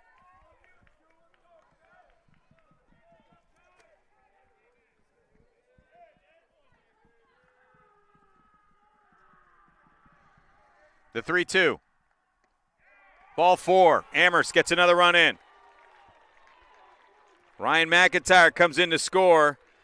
Down to third is Tyler McCord. Down to second, Charlie LaFreniere. And it's an RBI for Justin Orridge, who's got 13 now on the season. Bases are still loaded here, and it's 9-6. A.J. Zaccario, if he goes deep, he'd put Amherst College in the lead. It's a lot to say, but or a tall order. Amherst did a third grand slam on the day. This is the second at-bat of the inning for Zaccario, who led off with a single and came in to score. Amherst got its first 3 batters of the inning on base. Popped up and foul. It's 1-1. But Amherst College has scored 4 runs in this inning to get within 3. It's now, quote, a save situation. So we got ourselves a ball game here. It was, of course, 9-2 at one point. It was 8-1 at one point. But now the lead is only 3. The pitch from Terrell, who was looking unbeatable for much of this game, but now having to labor here. And again, I thought it was an 0-1. It's actually an 0-2, so now it's 1-2. So Amherst is down to its final strike of the inning.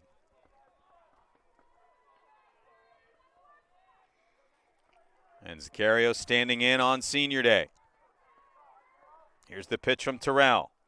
Swing and a miss, strike 3, and the inning is over. Amherst sending 10 batters to the plate, however, and scoring 4 runs. We got ourselves a game now. It's 9-6 Wesleyan over Amherst as we go to the top of the 6th next on the Northeast Sports Network.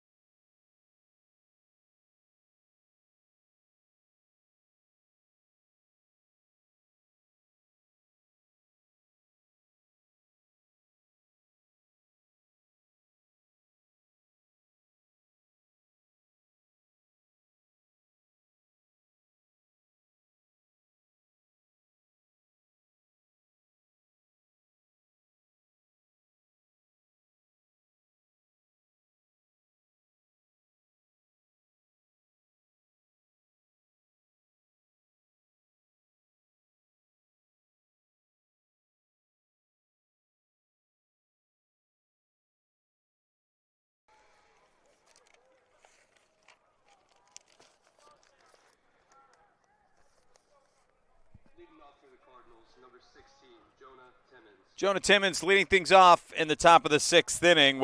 Wesley De Oliveira back out there for another inning, had a solid 5th inning. Did give up a solo homer, but also retired 3 batters in a row, including a strikeout to end the inning.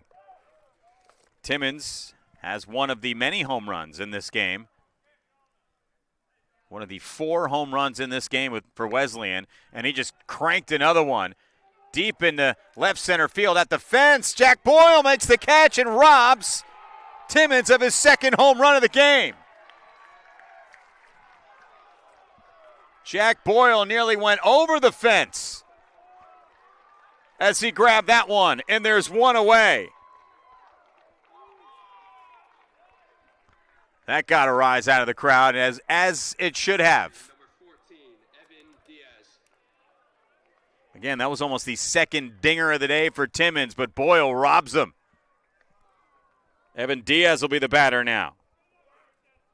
1 for 2, sacrifice fly in the 1st inning, had a double and a run scored in the 2nd, flied out to right in the 3rd. Takes a strike here in the 6th. 1-1 the count.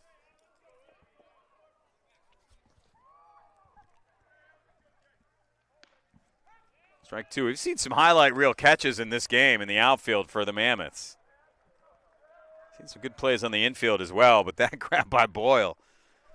Got that short fence out there, so if it's shallow enough and you got the legs to get there, you can make a grab like that. Got a 2-2 count now. Pitch from De Oliveira. Fouled away. Count remains 2-2.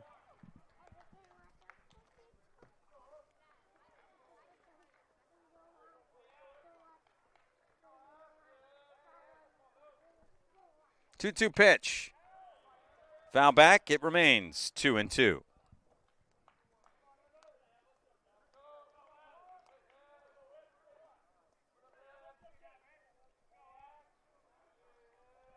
So De Oliveira checking. And the pitch. And that will be a ball. It is 3-2.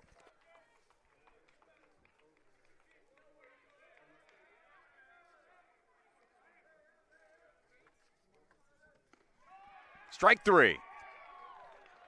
2 down. Connor Sullivan will be the batter. He's another one of those guys who's hit a home run for Wesleyan today. Had a 2-run shot in the 2nd inning. Also walked in the 1st, lined out to left field in the 4th. And he comes up with 2 outs and nobody on. And what Wesley De Oliveira will hope to be, and the rest of the Mavs will hope, is a 1-2-3 inning here in the 6th.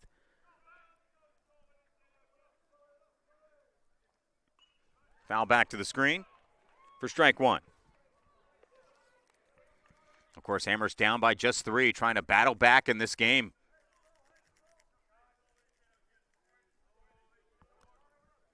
Here comes the 1-1 pitch. Away for a ball, low for a ball. 2-1 the count to Sullivan.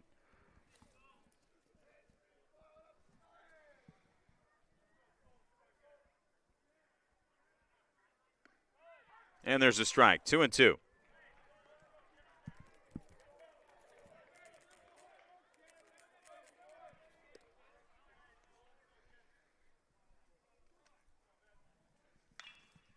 Right through the middle, base hit.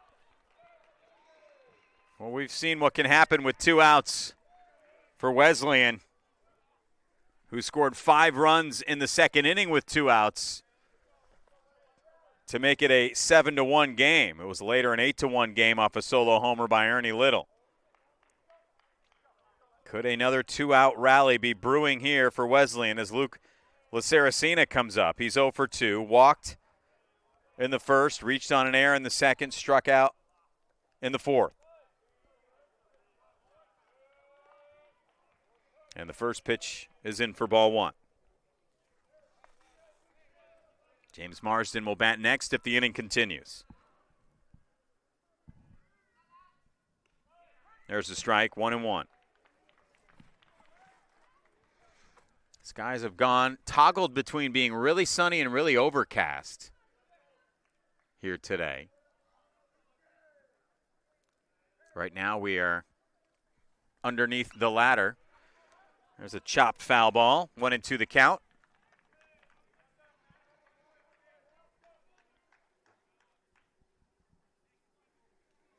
And Wesleyan trying to salvage something from the 3-game set this weekend after dropping the first two in a high-scoring fashion, at least for the opponent. Ball in the dirt. Count goes to 2-2.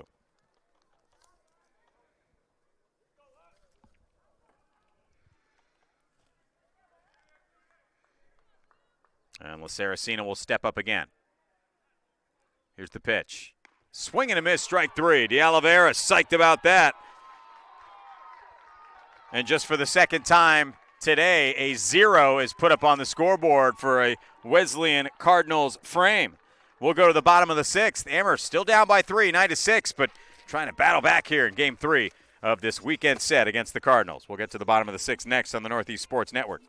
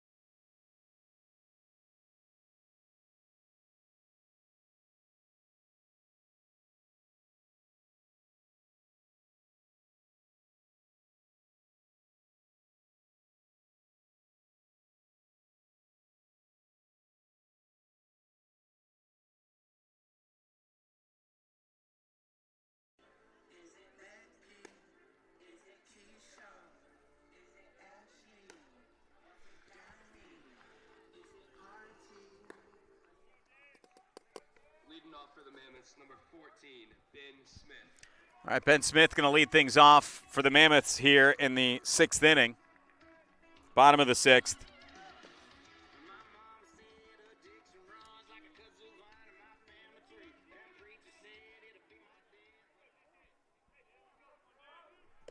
Smith, 1 for 2 at a base hit, run scored in the 5th inning.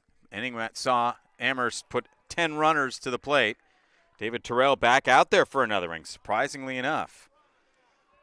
Was expected maybe to see someone else coming in here to take over, but it will be Terrell, at least for now. Nobody in the bullpen either for Wesleyan. That one fouled away by Smith. It's 1-1. By the way, we are now officially going to be battling some weather as well because we've got a storm coming in probably in about an hour from now. So if we can't get this game done before then, we may end up having to call it because the rain's going to last through the 7 o'clock hour, and by then it'll be too dark to play. You would assume at least.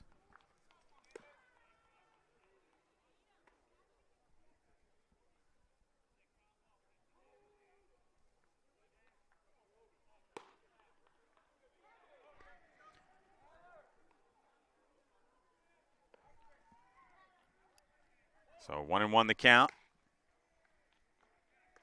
to Ben Smith as Terrell delivers. Popped up, right side, that'll go foul.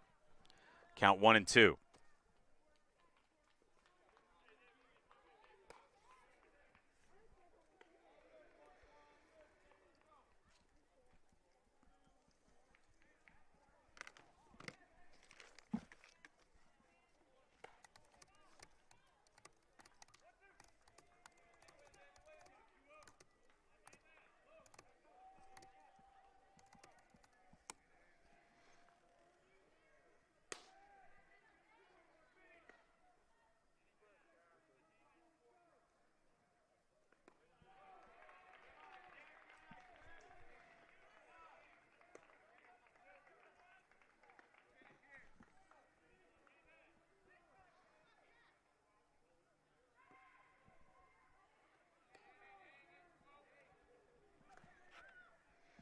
So you got a 2-2 count here to Ben Smith. The pitch from Terrell, driven into right field, but underneath it to make the catch is Luke LaSaracina. And there's one away. Mentioning the weather, talking about earlier, there is a front that's coming through that's going to no doubt not miss us around 7 o'clock. And it could be pretty significant in terms of how heavy it is. So it'll wipe out the game. I don't know how long they're going to make us stand around before they call it, but we are official. So no matter what happens, we can call this as an official game. Jack Boyle, the batter, with one out. Driven down to short. Picked up by Jack Carpenter. Throw over to first. 2 away. That'll bring up Jack McDermott. At the same time, we may get it in. We're in the 6th inning here. All depends on how much offense we have the rest of the way in this contest. And, of course, Amherst would like to battle back in this thing as well. Amherst scoring 5 runs in the last 2 innings to make this a game. Terrell the pitch. It's a strike to Jack McDermott, who's 0 for 4. Grounded out to the pitcher his first time up. Flat out to left in the 3rd. Flat out to center in the 5th. Elsewhere, Middlebury. Slugfest in that final game with Williams. 12-10 the final, but Panthers still rolling in terms of the standings. And again, mentioning Colby beating Bowdoin 5-4. It is the 10th inning, and Tufts has taken a 17-10 lead over Trinity. Tufts has scored 12 runs between the 8th and 10th inning. 7 runs in the 10th inning for the Jumbos. I think they're going to get that one. That one's down for a ball. It's 1-2 now to McDermott. As David Terrell, after a rough 5th inning, going to try and cruise through the 6th. Perhaps. He's got a 1-2 count here.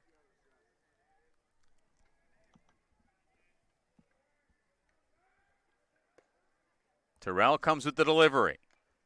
Fouled off and caught. That'll do it to retire the side. Wesleyan up 9-6 after 6. Top of the 7th next on the Northeast Sports Network.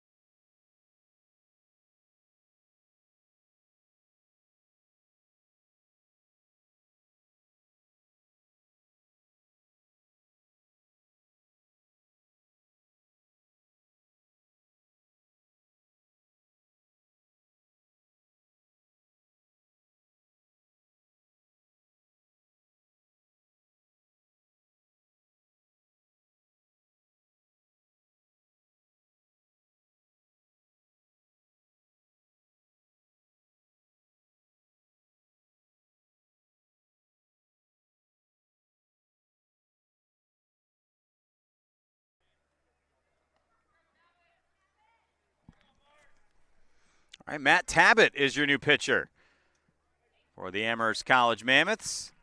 Now batting, number 24, James Marsden. Tabbitt making his 7th appearance of the season.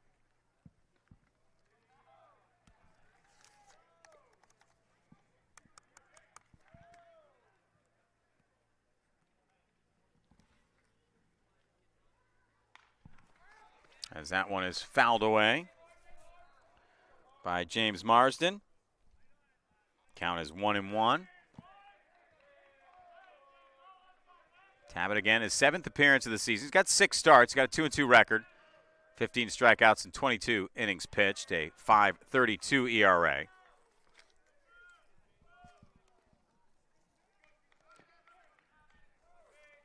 Count is 2-1 to Marsden. Here's the pitch from Tabbitt. And there for strike 2, 2-2.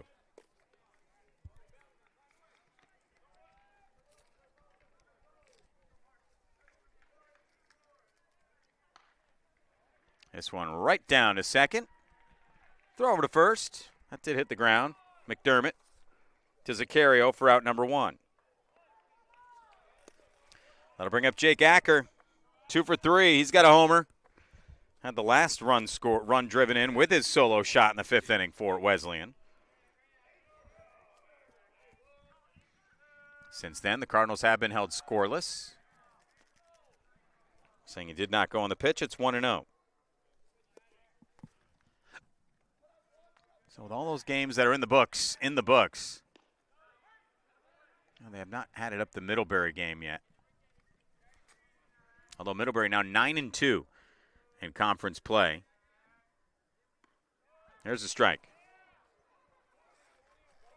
Count 1-2 to Jake Acker. Grounder down to short. It's a slow one. No play on it. And the throw gets away back to the fence. It's an infield single for Acker. He will head down to second base, put a runner in scoring position for the Cardinals with 1 out. See if they call that a hit. They should call that a hit and then advancing on an error. Because there was no way that Acker was not going to beat out the throw from Ryan McIntyre, but they'll hang an error on. That is what they're calling it here. Acker with the base hit. His 3rd hit of the game. That brings up Ernie Little, 2 for 4, a couple of runs, an RBI. He's got a solo homer, one of the 4 for the Cardinals. That coming in the 3rd inning. Takes the first pitch for a ball here in the top of the 7th. That pitch high for a ball, 2-0.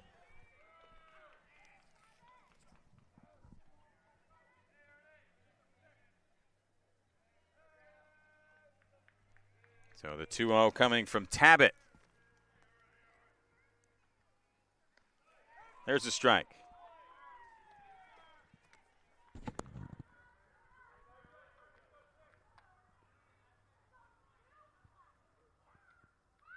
Matt Tabbitt, Wilton, Connecticut. That pitch down for a ball. It's 3-1.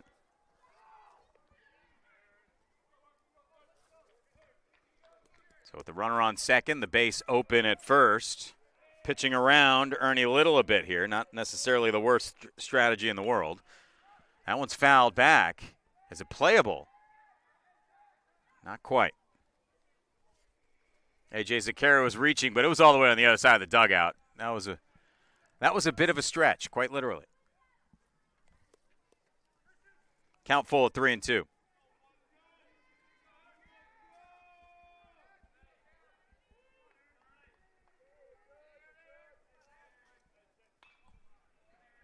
This one driven foul.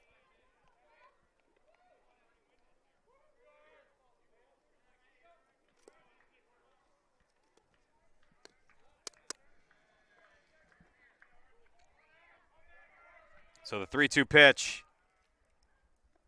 Down in the dirt, ball 4. Runners at first and second. Jack Carpenter.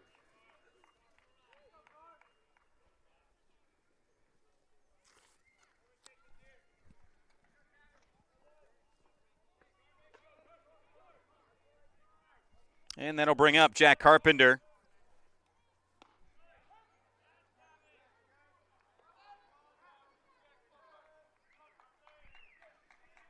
Pitching for a chop just in front, but it is foul.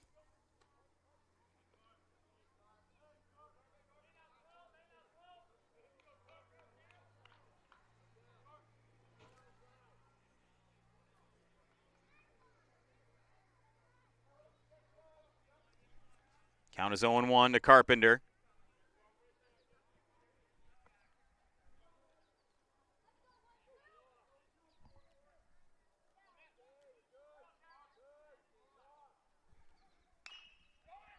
Down to short. Throw over to first to get the lead runner, and there are two away. So 6-5 there to get the out. Fielder's choice, Carpenter safe at first. Down to second goes Little.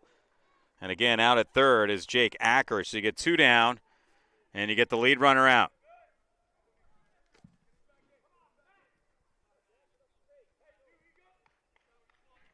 Now batting, number 2, Tyler Cosgrove. And that'll bring up Tyler Cosgrove.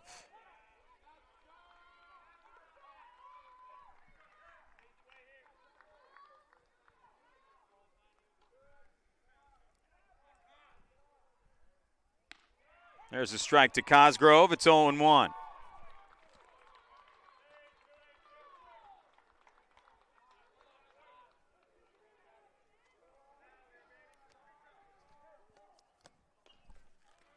That one chopped foul. Count 0-2. 9-6, Amherst College trailing Wesleyan here.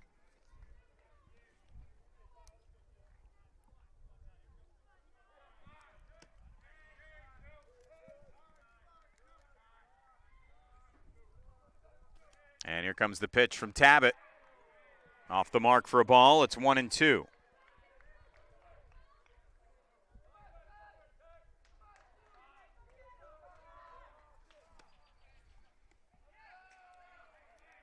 And that one's outside for a ball. 2-2 the count.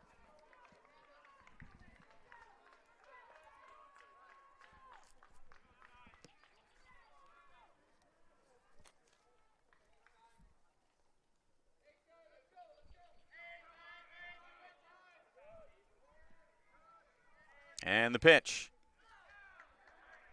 In the dirt for ball 3. Count full at 3-2. You got 2 outs and 2 on here. And Tabit looking to get out of the inning without any damage. He has a chance to do that here and keep this a 3-run ball game. The pitch from Tabit, the 3-2. Down the first base side and foul.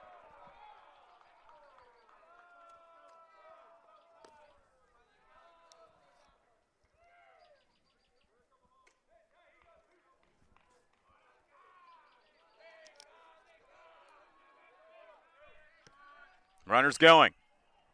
Drive into right field. Also foul. Goes right to the bullpen catcher, actually.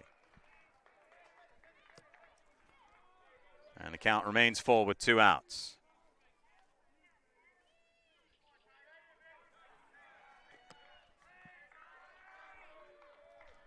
So the 3-2 coming. Driven foul again. The at-bat continues. Amherst trying to get out of the inning. Wesleyan trying to extend its lead. Conditions getting kind of dark here, too, as some ominous skies are starting to close in on us here. Runner's going. And it's through for a base hit. Coming around to score is Jake Acker. Holding on at third base is Ernie Little. Or sorry, not Acker. Coming in to score is Little. Down to third is Carpenter. And in there at first base with an RBI single is Tyler Cosgrove. Number 16, Jonah Timmons. And again, it's more 2-out hits. 10-6 is your score now. Brings up Jonah Timmons, who was robbed of his second home run of the game by Jack Boyle his last time up. See what he's got here. Runners at first and third and 2 outs. And ball 1. So 1-0 the count.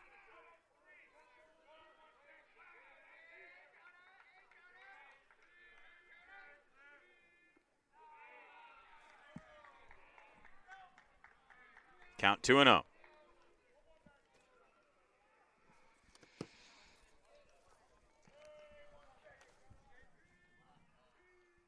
Pitch high for a ball. It is 3-0.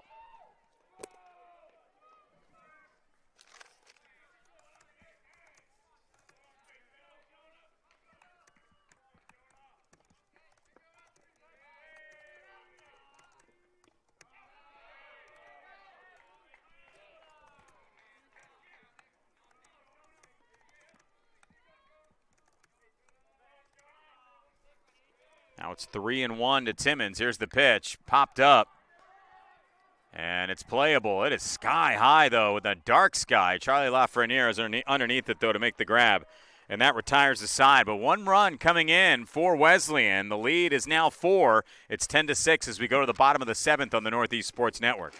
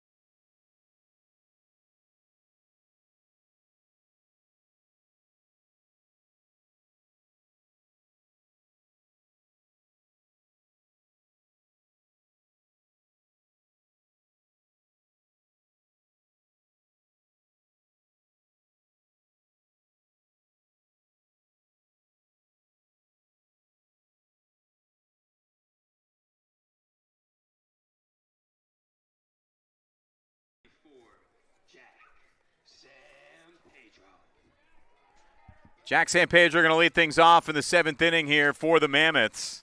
David Terrell back out there for another inning. Why not after a 1-2-3 inning?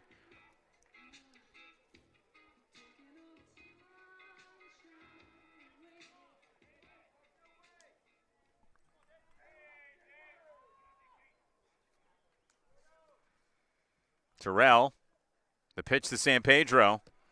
High for a ball. It's 1-0.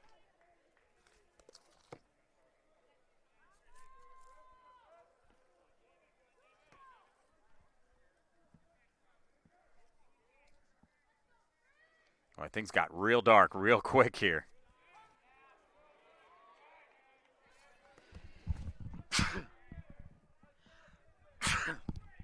Again, there is a no-doubt storm coming in. It should hit right around 7:15. So we got about an hour, a little less than an hour left. We got some showers coming right now.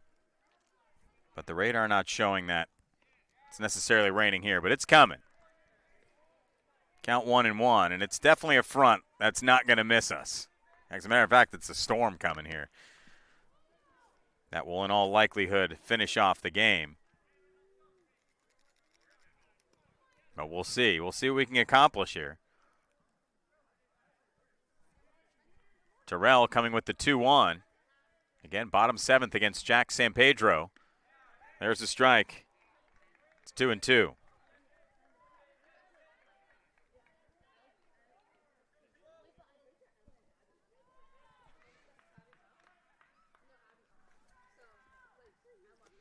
So the 2-2 coming here from Terrell.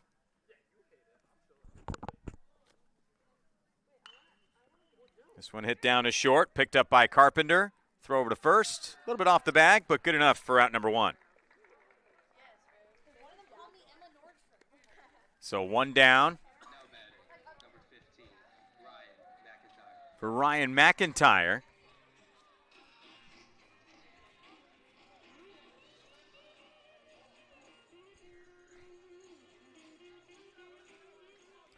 McIntyre had a base hit, RBI base hit, and scored a run in the 5th inning. He has also had a hit in the 1st inning, but did not do anything beyond that, so he's 2 for 3. First pitch is a strike. It's 0-1.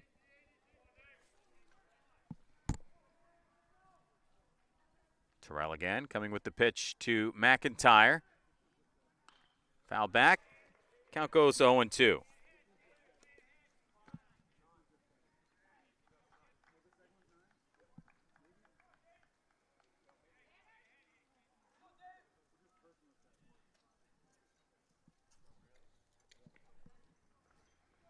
So Terrell will come with the 0-2 here. That one is fouled back.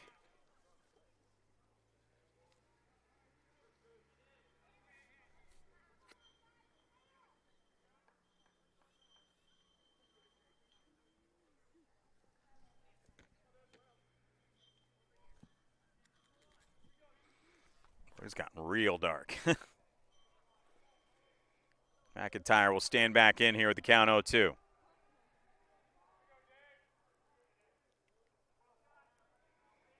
Terrell checks.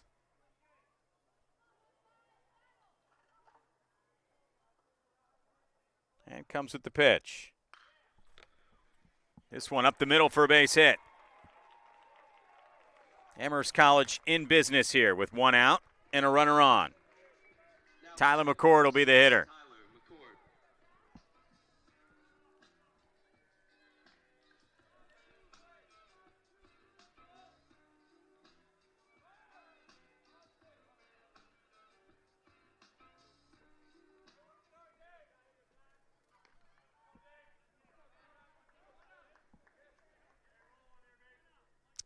So Tyler McCord up.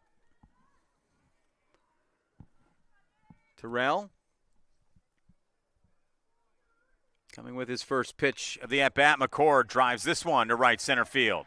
That's going to get to the fence. Ryan McIntyre rounding second, holding up at third. It's a double for Tyler McCord. Runners at second and third with one out. It's McCord's third hit of the game. Second hit of the game. Had a walk as well. It's his third time on base. Charlie LaFreniere will be the hitter. He's got 2 hits tonight.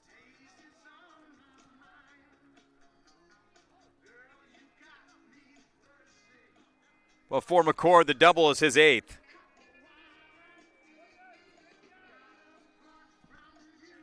And again, sets up a second and third situation with one out for Charlie LaFreniere in a game where Amherst just down by 4.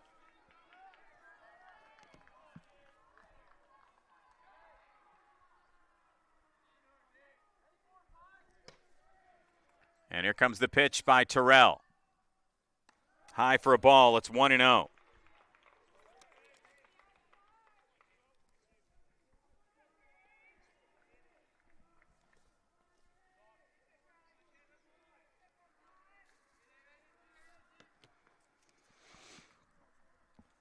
Terrell checking in again, comes with the 1-0 pitch. Outside for ball 2, it's 2-0.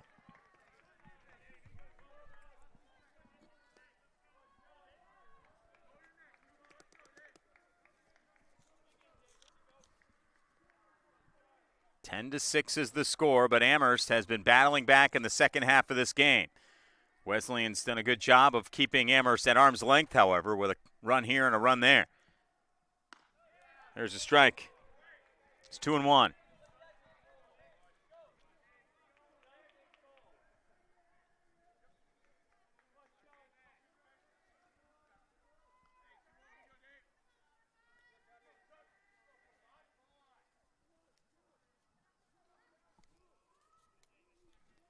Terrell checking in again. And here's the 2-1. Driven foul. Count goes to 2-2.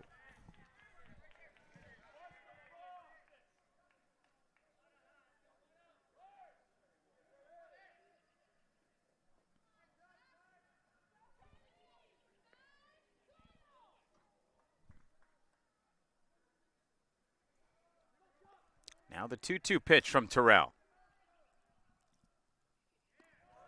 Down low for ball 3. Count full. First base is open. Justin Orridge is on deck. He drove in a run with a walk earlier in this game. Maybe he'll do something different here if he gets his chance. That one gets behind. In to score is Ryan McIntyre. Amherst College gets back within 3 at 10-7 on the wild pitch. Down to third, Tyler McCord, and we're going to get a pitching change here for Wesleyan. Justin Orridge will come up with a runner, with runners at first and third. On the walk to LaFreniere. And again, scoring on the wild pitch is Ryan McIntyre. We still got ourselves a game here, but we also still have some very dark skies coming in and some rain approaching as well. So we'll see what the end result is, but in the meantime, we just keep on playing. Wesleyan again bringing in a new pitcher. And that pitcher is Joey Lightrake. And he'll get his warm-ups in, and he'll get going next on the Northeast Sports Network.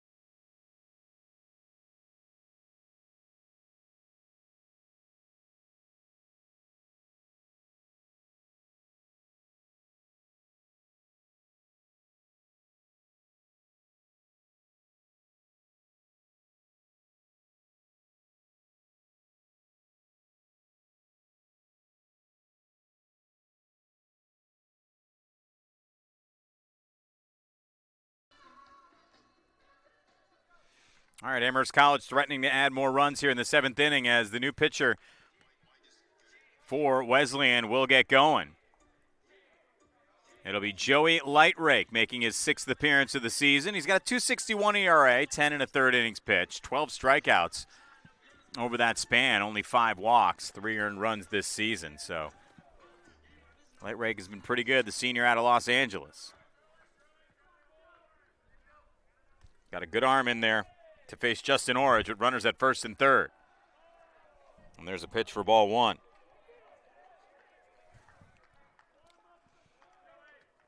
Orridge in this game 0 for 2 with an RBI, also walked. Had that RBI off of that walk with the bases loaded. Back in the 5th inning. That 5th inning that saw Amherst send 10 batters to the plate. Big swing and a miss for strike 1. It's 1-1.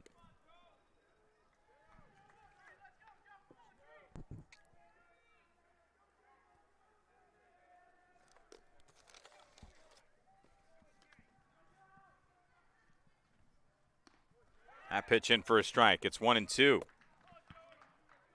Feel some raindrops coming here.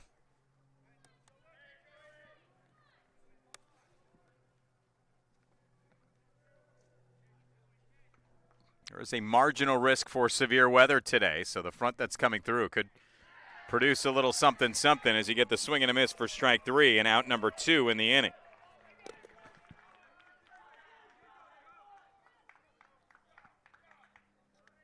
Now batting, number 51, A.J. A.J. Zaccario will be the batter. Zaccario 1 for 2. Couple of strikeouts, also had a hit and a run scored in this one.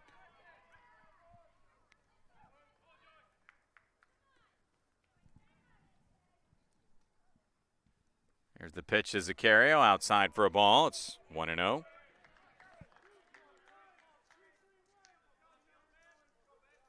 Actually, rain should get started around 6:45, so we've got about 10 minutes before it really starts coming down here. That one's fouled back, or at least that's one forecast that I'm seeing. Radar certainly backs that up.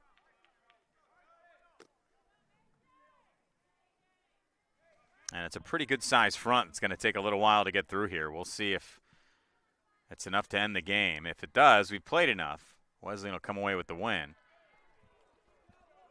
That pitch up for ball 2, 1-1 the count, correction. Or 2-1 the count now to Zaccario.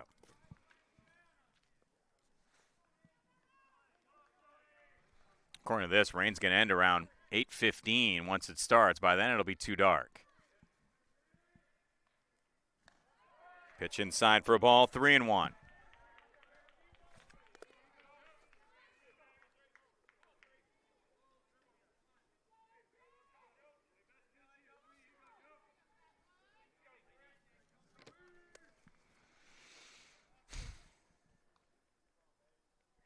And the pitch to Zaccario. Ball 4. Amherst has the bases loaded here. Down to second goes LaFreniere. At third is Tyler McCord. And that'll bring up Ben Smith with 1 out and the bases loaded. And Amherst down by 3 and rain coming. Now batting, number 14, Ben Smith. Ben Smith will be your batter.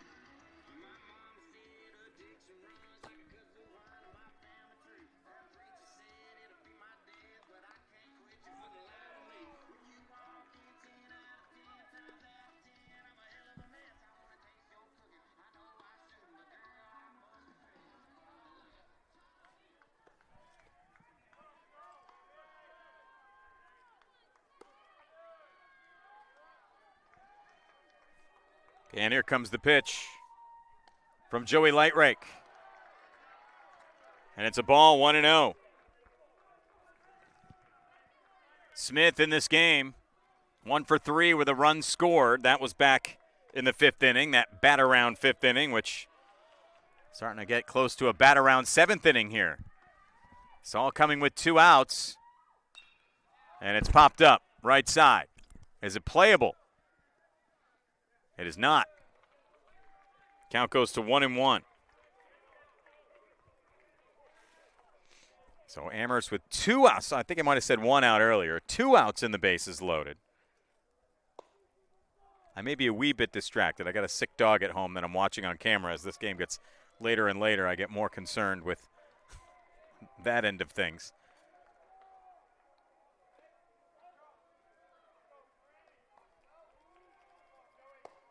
1-1 pitch coming with 2 outs from Lightrake. Driven through for a hit. Coming in to score is Tyler McCord and Charlie LaFreniere. 2 runs are in. Amherst College makes it 10-9. It's a 1-run game. 3 runs here in the 7th inning. Thing is, so if you're Amherst and you get those extra runs and then it starts raining and you take the lead, you could end up with the win here if we get rained out for the remainder of the game. RBI, 2 RBI hit. As down to second goes Zaccario. But a 10-9 game now for Jack Boyle, the 8th batter of the inning. No one warming up for Wesleyan. 2 outs, 2 on. Boyle is the batter. 1 for 2, 2 runs scored.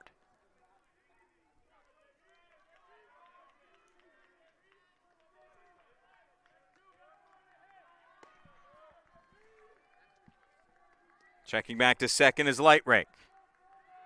Steps off. Checks over to second. Heard some boos coming out of the crowd there.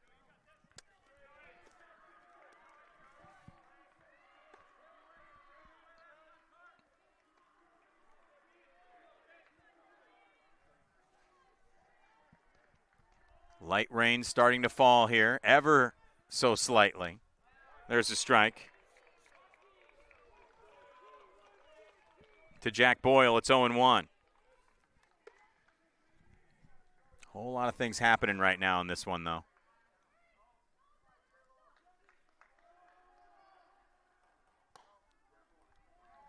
As we get the look from Lightrake. And the pitch coming to Boyle. High for a ball, 1-1.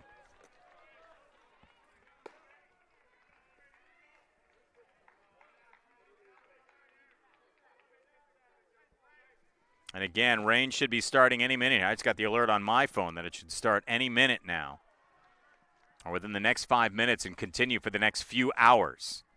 And of course, that'll take us into darkness as well. Popped up. Foul. Count 1-2. Can Amherst continue to rally here? And rally enough to get 2 more in? Because, again, I don't think we're playing 9 here, but that's just me. I don't know how long they're going to make us stand around it or how much rain they're going to allow before calling it. Of course, we got a lot of equipment out here, too, that is uncovered. High for a ball, 2-2.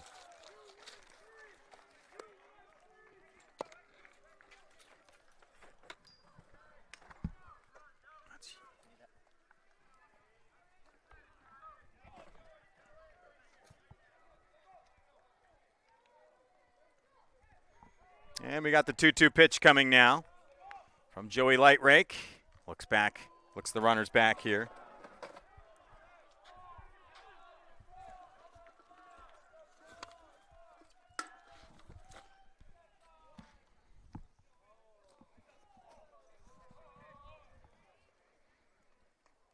So again, the 2-2, and again, we have no cover here where we are, so things might get a little wonky in terms of the broadcast. We're literally standing in the rain with all of our equipment and notes and everything like that, getting drenched. So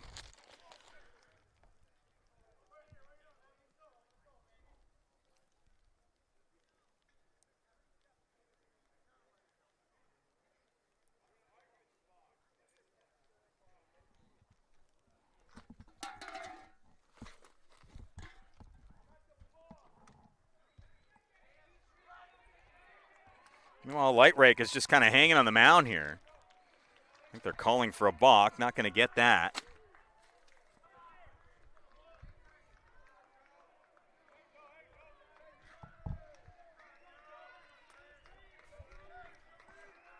So here comes the 2-2 pitch. Runners at first and second. 2 outs for Jack Boyle. Swing and a miss, strike 3, and the side is retired.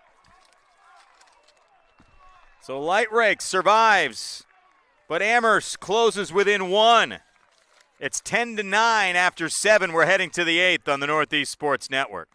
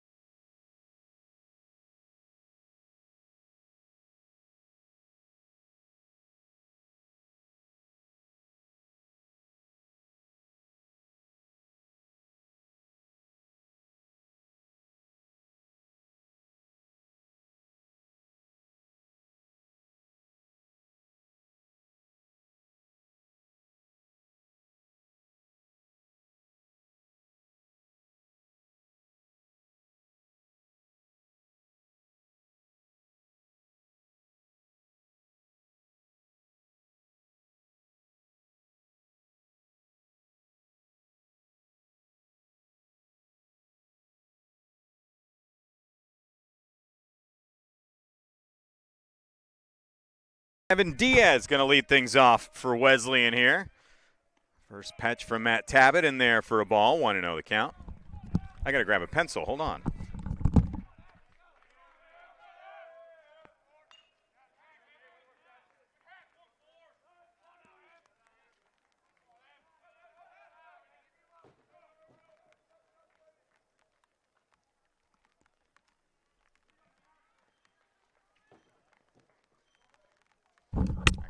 Put my pencil in the bag as I was cleaning up all my equipment to get it out of the rain. But anyway, we're looking at a 1-1 count here as it starts to come down pretty steady here.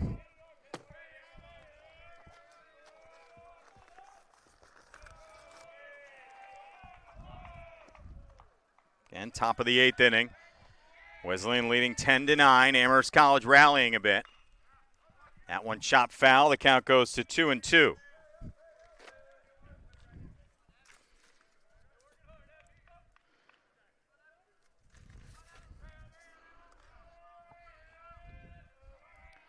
And the pitch popped up. And foul. Count remains 2-2.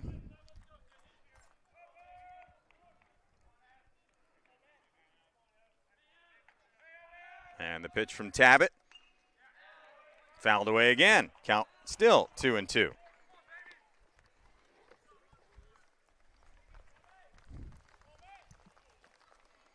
And now it's starting to pour a little bit here. This is great.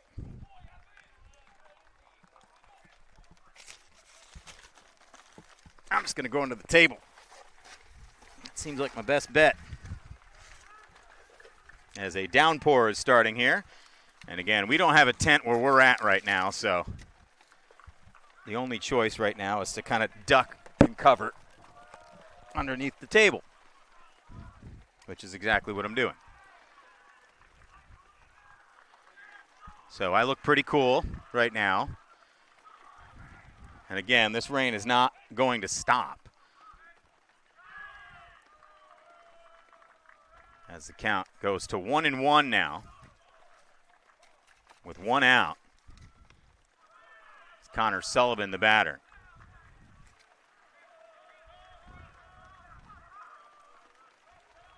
This one driven down to third. Stopped by McCord. Throw to first.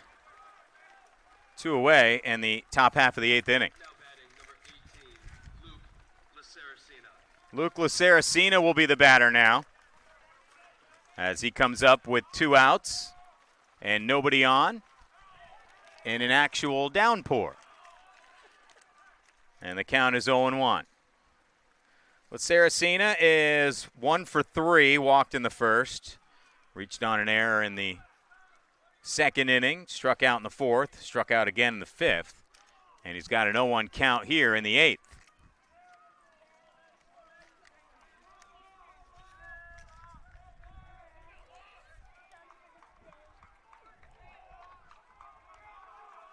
And Tabbitt comes with the pitch.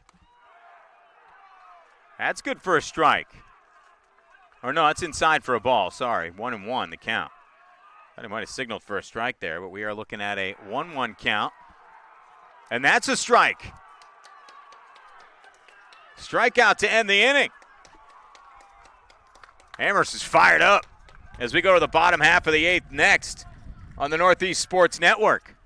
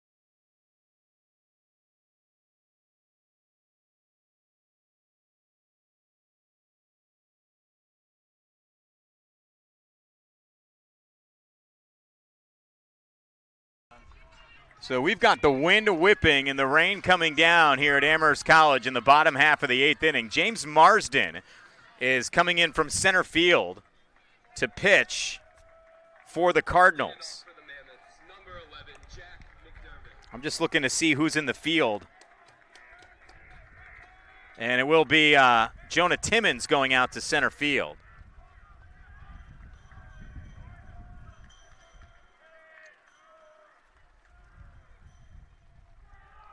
As Jack McDermott is the batter to lead things off in the bottom of the 8th inning. The count is 1-1 to McDermott, or 1-0 rather. And again, I am literally broadcasting from underneath a table, so this is a first for me. The 1-0 pitch on there for a strike. It's 1-1. And we'll see how far we can go with this game. Rain is only going to get heavier here and steadier. As again, storms coming through. That pitch outside for a ball. It's 2-1.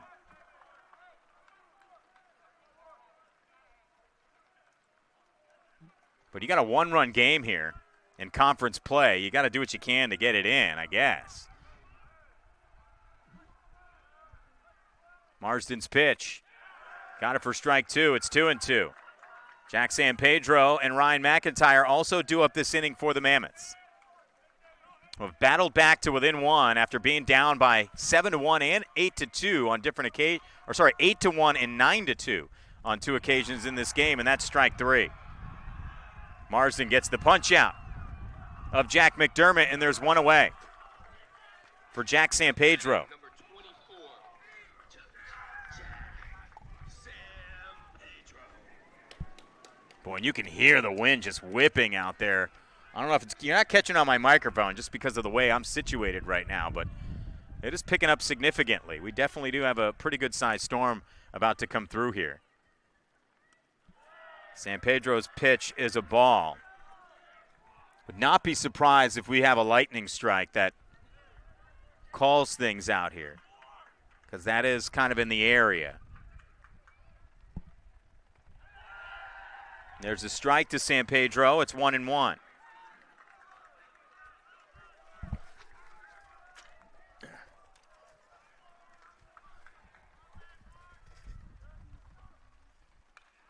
Sampedro hits this one over the outstretched arm of Connor Sullivan, and it's a base hit.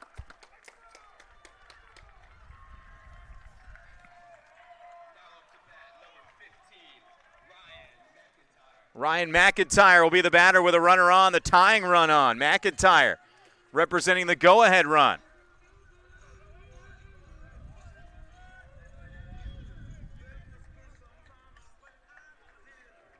McIntyre has an RBI in this game, has 3 hits. So he is 3 for 4 base hits in the 1st, 5th, and 7th innings. He has also scored twice. First pitch is a ball. It's 1-0.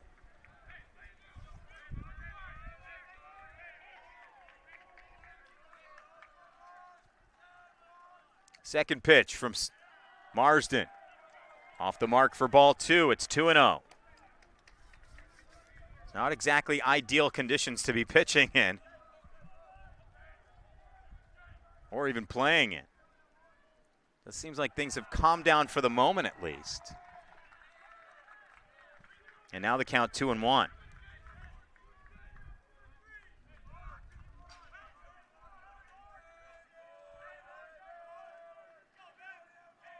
Here's the pitch from Marsden, the 2-1. Hit down to short, nice sliding stop by Carpenter, getting it over to second to get the lead runner. So Carpenter to Little there, 6-4, and Sampedro is off the base paths. On with the fielder's choice is Ryan McIntyre, but there are 2 outs. That'll bring up Tyler McCord.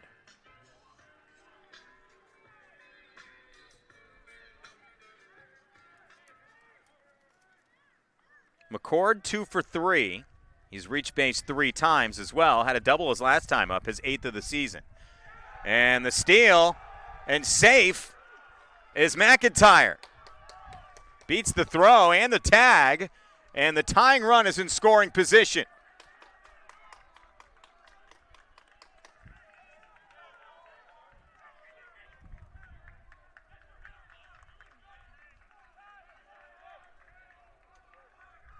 So McCord will stand in again.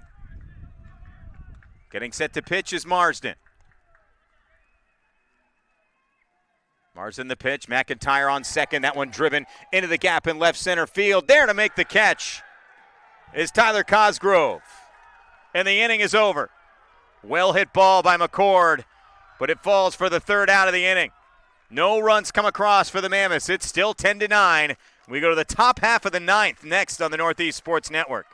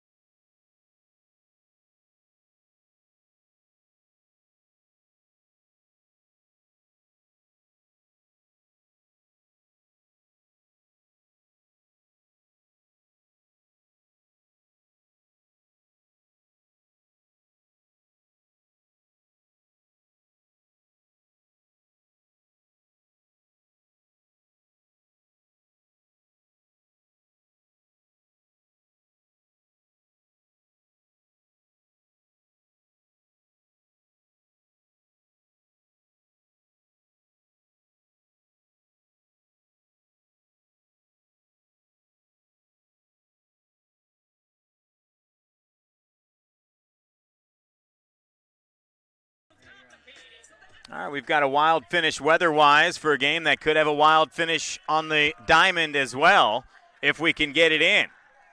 One more inning to go. James Marsden is going to lead off for the Cardinals. Jack Sampedro is your pitcher to keep the score at 10-9. Also, what you get with Jack Sampedro is you get a very fast work rate. And there's a strike. 0-1 to Marsden. The Mammoths closer is in. Rain has let up a little bit. It's now kind of a more of a light rain than the downpour that we were looking at last inning. Although the wind is still whipping and the worst of it is still to come, or at least that's the thinking.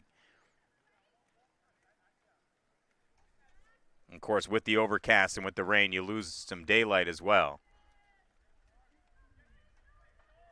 Sampedro walking around the timeout, slowing him down a little bit. And a discussion with Marsden as he gets back in. And Sampedro does not like to stop moving, as that's why he's kind of circling behind the mound like a madman, as that's what closers tend to be. He is a closer of the closer variety. Pitch from Sampedro. In there for a ball. It's 2-1.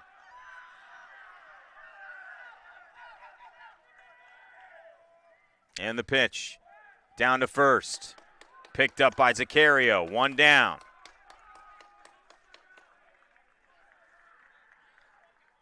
Jake Acker will be the batter.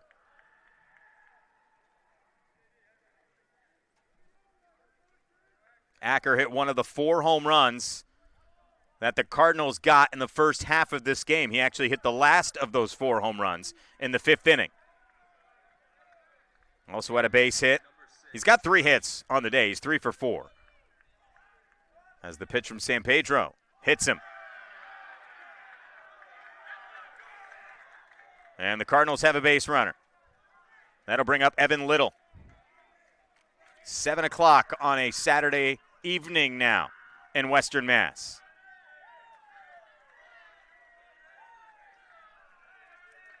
And Ernie Little will be the batter. Little also went deep in this game.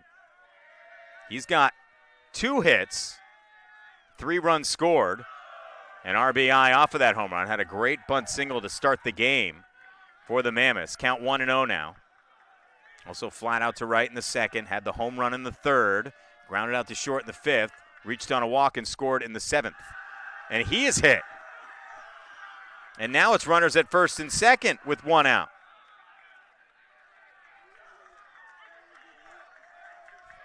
That'll bring up Jack Carpenter. That 3-quarter delivery for Sampedro, maybe letting him down with the lack of grip, perhaps.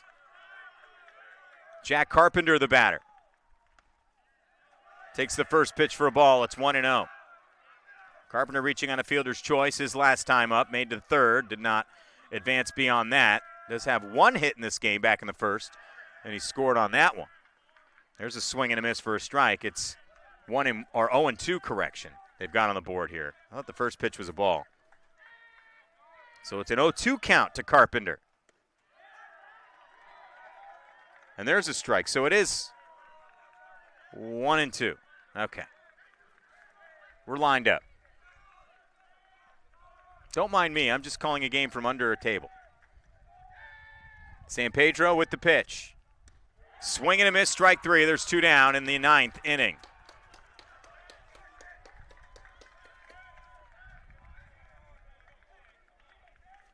The batter will be Tyler Cosgrove. Cosgrove has 2 hits in this game. A couple of strikeouts as well. He also walked. Struck out on the first, base hit, run scored in the second. Also a walk in the third, strikeout in the fifth, base hit, and an RBI in the 7th. Takes the first pitch for a ball. It's 1-0. Sampedro trying to get Amherst out of this inning and up to bat to try and walk it off in the 9th. Fouled. 1-1. Or to tie it up, of course. That's also an option. Count 1-1.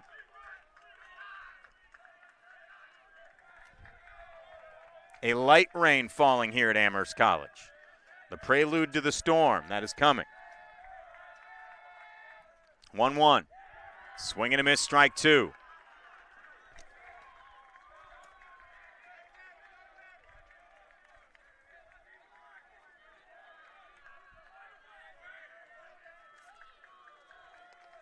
Sampedro trying to get the strikeout to end the inning right here. Got it for strike 3. And the side is retired. We're going to the bottom of the 9th.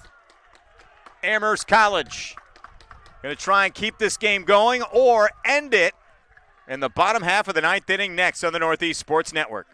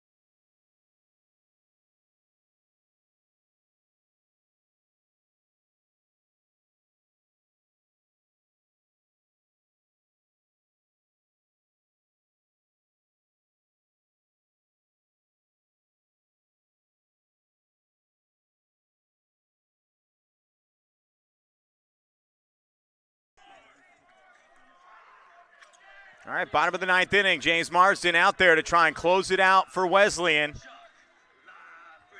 Charlie LaFreniere coming up to bat. He's got a couple of hits. He's also got a couple of RBIs, 2 RBI singles in this one in the fourth and fifth inning. Also struck out in the second and walked and scored in the seventh in that 3-run seventh inning that got us to a 10-9 game. Can Amherst College battle all the way back in this one? Fouled away. By the way, another high-scoring game for Amherst College. It's now 64 or 65 runs, I believe, in the last 5 games, as they've scored 9 in this one.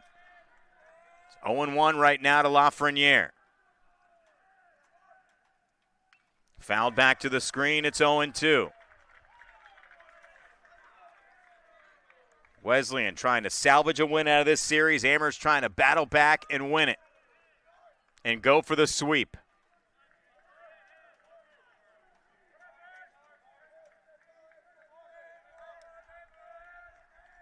Marsden's pitch, fouled away. Count 0-2.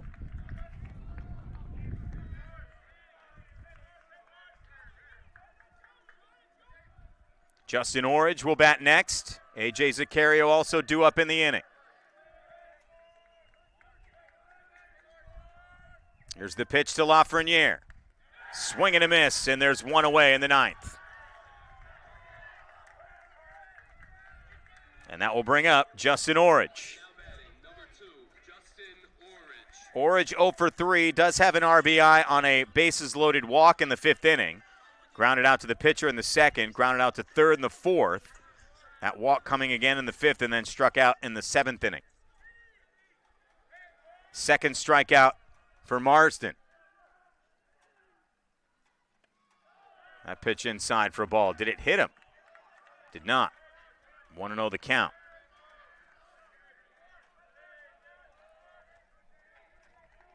Boy, in a game that looked like it was going to be a blowout for Wesleyan, got real interesting real fast. In the latter half, well, not real fast because it took most of the game to get there. And Orridge driving this one deep to right center field. That's going to the fence. It's extra bases for Orridge. Orridge, he's not stopping at second. He's on his way to third. Orridge sliding into third base with a triple, and Amherst College has the tying run on base.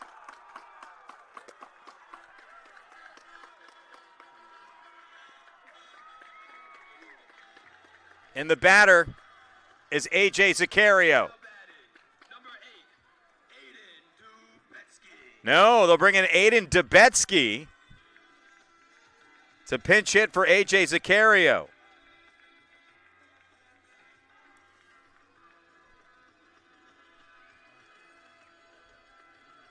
Which suggests that Dubetsky might come into pitch in the next inning if this continues, or at some point that comes around to it.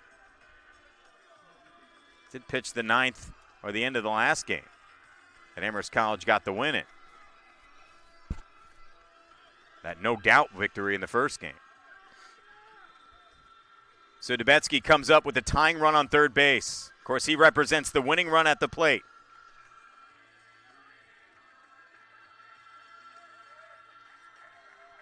No one is warming up in the bullpen. This is Marsden's game to win or lose. Or to get the save or the loss. Or the tie if we go to extra innings. Can open up a whole new can of worms considering the conditions. Although things lightening up quite a bit. Rain has stopped for the moment.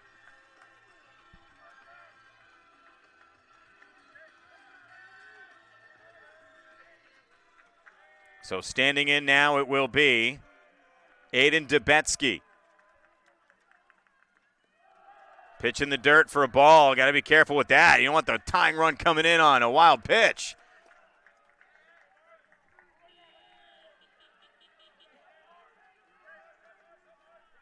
Marsden looks in. Comes with the 1-0 delivery. High and in for ball 2. It's 2-0.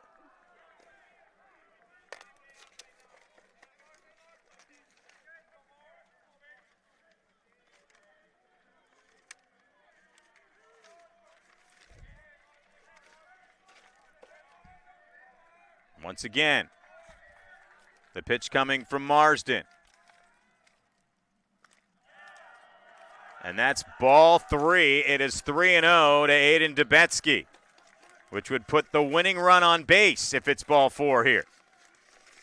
1 out in the inning, however. Ben Smith is due up next. And there's a strike. It's 3-1. Dubetsky walked twice and had a base hit in the first game, scored 3 times. Has a 3-1 count here. And there's strike 2. It's 3-2. So Marsden now works the count full with a runner on third base and 1 out.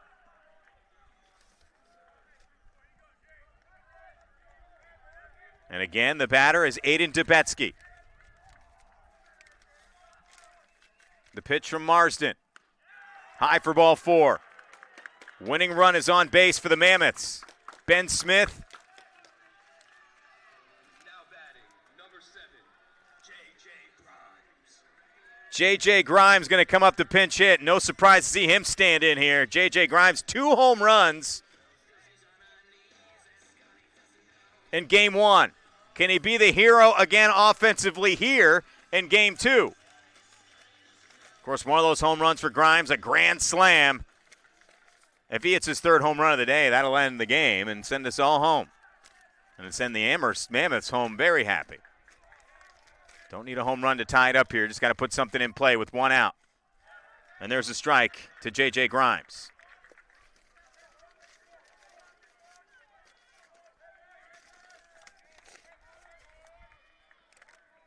Grimes, again, 2 home runs. Also walked and scored in game 1.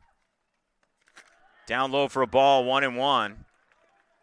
Grimes had 5 RBIs in that first game of the Amherst Mammoths, 20 runs in that game. A season high in scoring, and again, 2 home runs, the first 2 career home runs for Grimes. And clubs that one down to third. Going to be an easy play at home, though. The ball comes free, and it's a tie game. The throw from Evan Diaz was on time to get Orridge, but Acker bobbled the throw as it went into the dirt, and safe to tie the game at 10 is Justin Orridge, scoring off of his triple.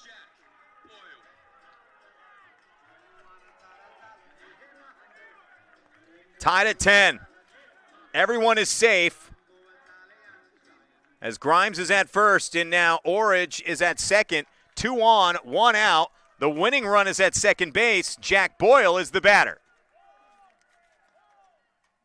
The pitch from Marsden. High for a ball. It's 1-0.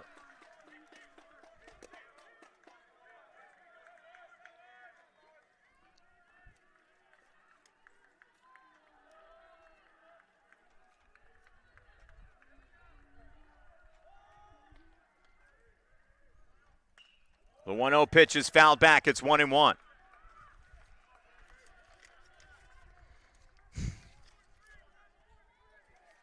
Can Amherst walk it off and complete the sweep of Wesleyan? Amherst has now scored double digits in every game in this series. And again, we sit with a 10-10 tie, 1 out, 2 on, and the leadoff batter is up. Top of the lineup. Marsden.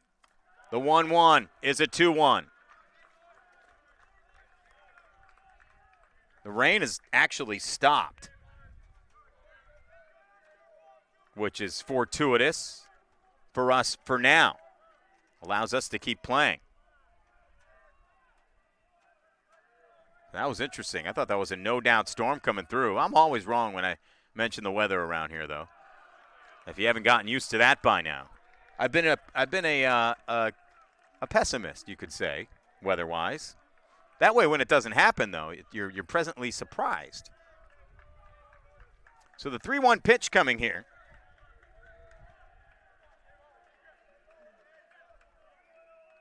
To Jack Boyle from Marsden.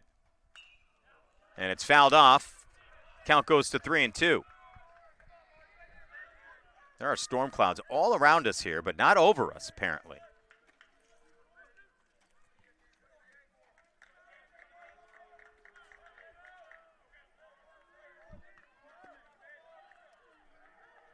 And once again, we look for the pitch here. The 3-2 with 2 on, 1 out from Marsden to Boyle. Driven up the middle, could be 2. Over to short for 1, throw over to first, not in time.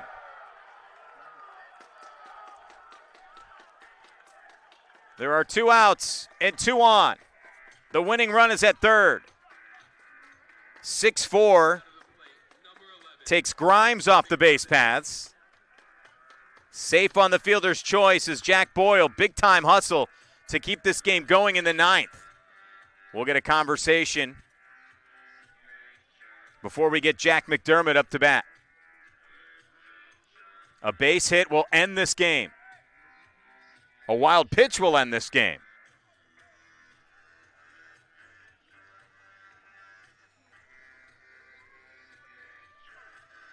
Of course, we'll keep playing until it's too dark or too rainy to play.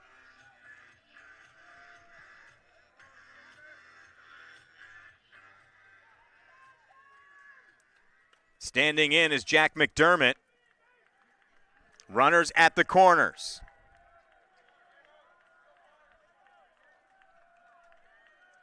McDermott 0 for 5. He's due.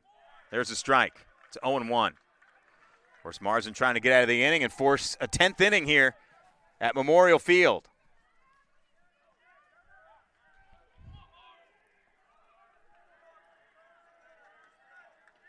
Marsden looks in on McDermott, the 0-1. Running on the play and heading down to second base easily is Boyle with the steal, his 28th of the season. However, he gets strike 2 now to McDermott, and it's 0-2 with 2 outs. 10th inning looming here on a Saturday. It's been a long afternoon. You had that long first game, and now you get a long second game. And that's just off the spot for a ball. Cardinals could have sworn the inning was over. Can Amherst walk it off, or are we going to extra innings? The count is 1-2. Marsden coming with the pitch. High for a ball. Count 2-2. Of course, first base is open. If you're Marsden, you don't have to go right at the strike zone here. You can try and make McDermott chase something silly. Jack Sampedro is on deck. Here comes the pitch from Marsden. Driven foul. The at-bat will continue.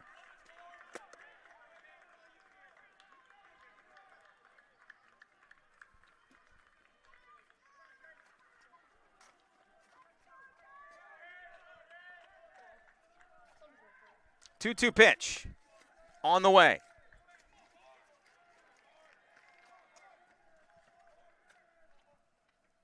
Down in the dirt for ball 3. Aiden Dubetsky is at third. Jack Boyle is at second. Full count, 2 outs. Winning run is at third base. The pitch from Marsden. And Boyle fouls it off. The inning continues.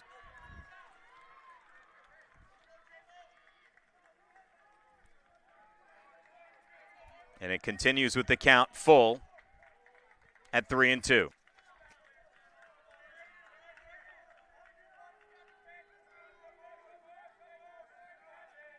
Marsden again checking back to second and coming with the pitch. Swing and a miss, strike 3. We're going to the 10th inning. Amherst ties it up, and we play on here in Amherst. Tied at 10, on to the 10th on the Northeast Sports Network.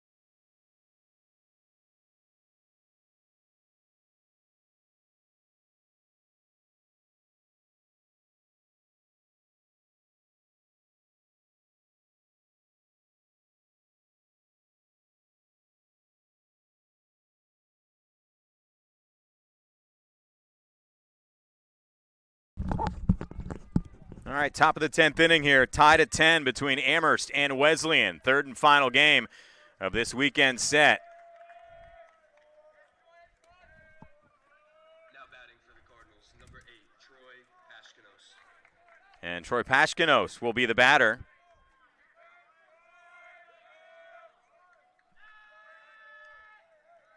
For Wesleyan.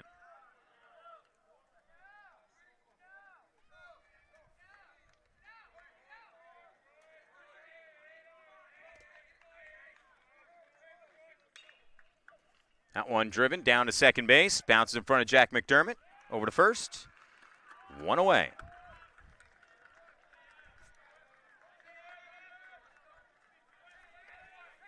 Now batting, number 14, Evan Diaz. So Evan Diaz will be the batter.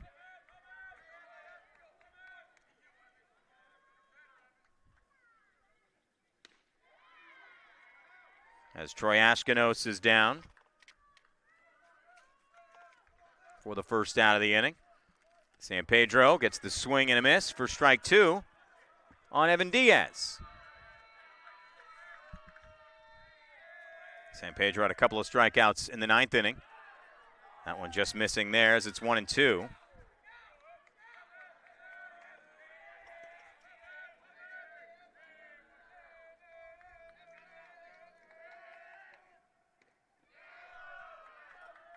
Count now 2-2.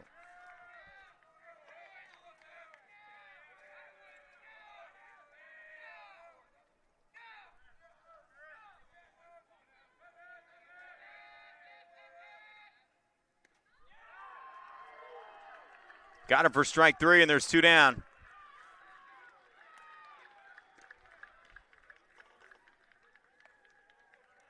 Now batting, number 34, Connor Sullivan. Connor Sullivan will be the batter with 2 outs now.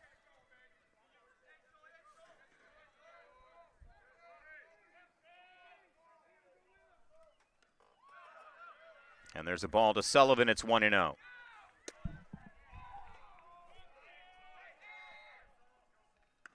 Swing and a miss for a strike. It's 1-1.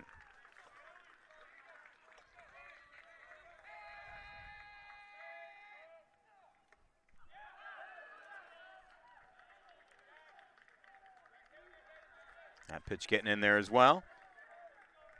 Got 2 outs here in the 10th. Sampedro looking to make quick work of the Cardinals here.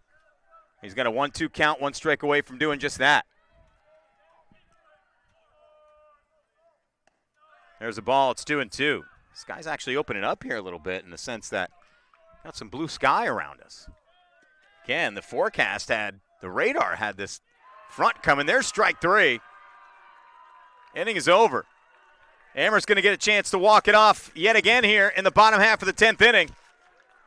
Tied at 10 on the Northeast Sports Network.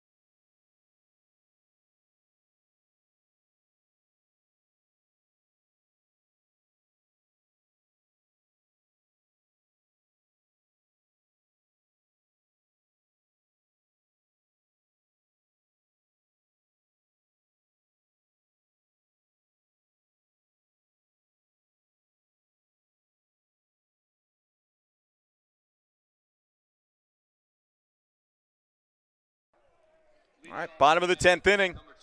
Jack Sampedro, who's done a killer job in relief here as he normally does in the back ends of games. He now will come up here in the bottom of the 10th inning with a chance to help get a rally going for Amherst to just scratch one across and to come back from a 7-run deficit to perhaps sweep this series with Wesleyan. James Marsden, of course, looking to put a stop to that. The rain has stopped here, surprisingly, and Sampedro drives one into the outfield. It does drop for a leadoff hit, and the winning run is on base for the Mammoths. That'll bring up Ryan McIntyre. Of course, McIntyre had a grand slam in Game 1.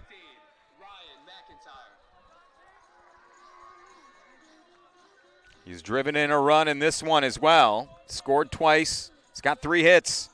Also reached on a fielder's choice. Can he come up with a massive knock here for Amherst College? Marsden looking at Sampedro at first. Comes to the plate inside for a ball. It's 1-0. This doubleheader started at 1 o'clock in the afternoon, and here we are at 7:30-ish. And daylight dwindling here in Amherst. Swing and a miss by McIntyre. It's 1-1.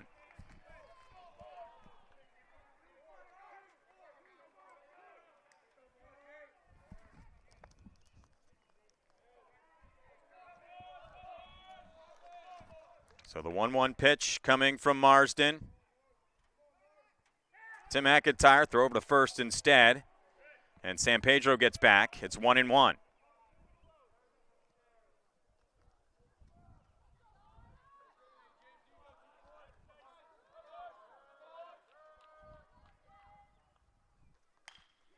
McIntyre hits this one deep to center field. There to make the catch is Timmons. Actually, no. Who is in center field now? They've switched up batters here. Either way, it's the first out of the inning. Does not advance the runner, and it'll bring up Tyler McCord.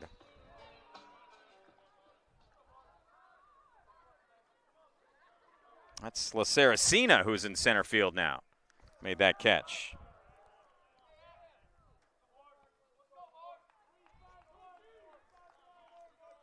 That's picking things up in right field.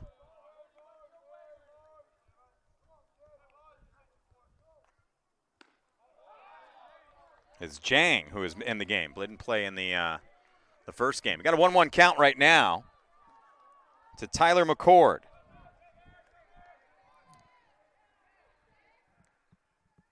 Swing and a miss for a strike. It's 1-2. Of course, it's getting dark out here. Don't know how much longer we're going to be able to go, but you got to push it. You got a 10-10 game here in extra innings. You don't really have a choice. Marsden the pitch. This one hit through the left side. Sampedro will hold on at second base. 2 on, 1 out. Winning run in scoring position for Charlie LaFreniere.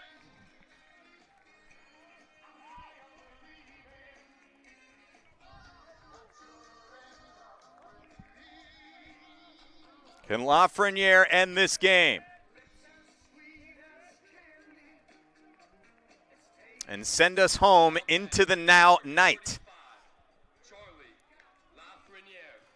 Or will he ground into a double play? Could be either or.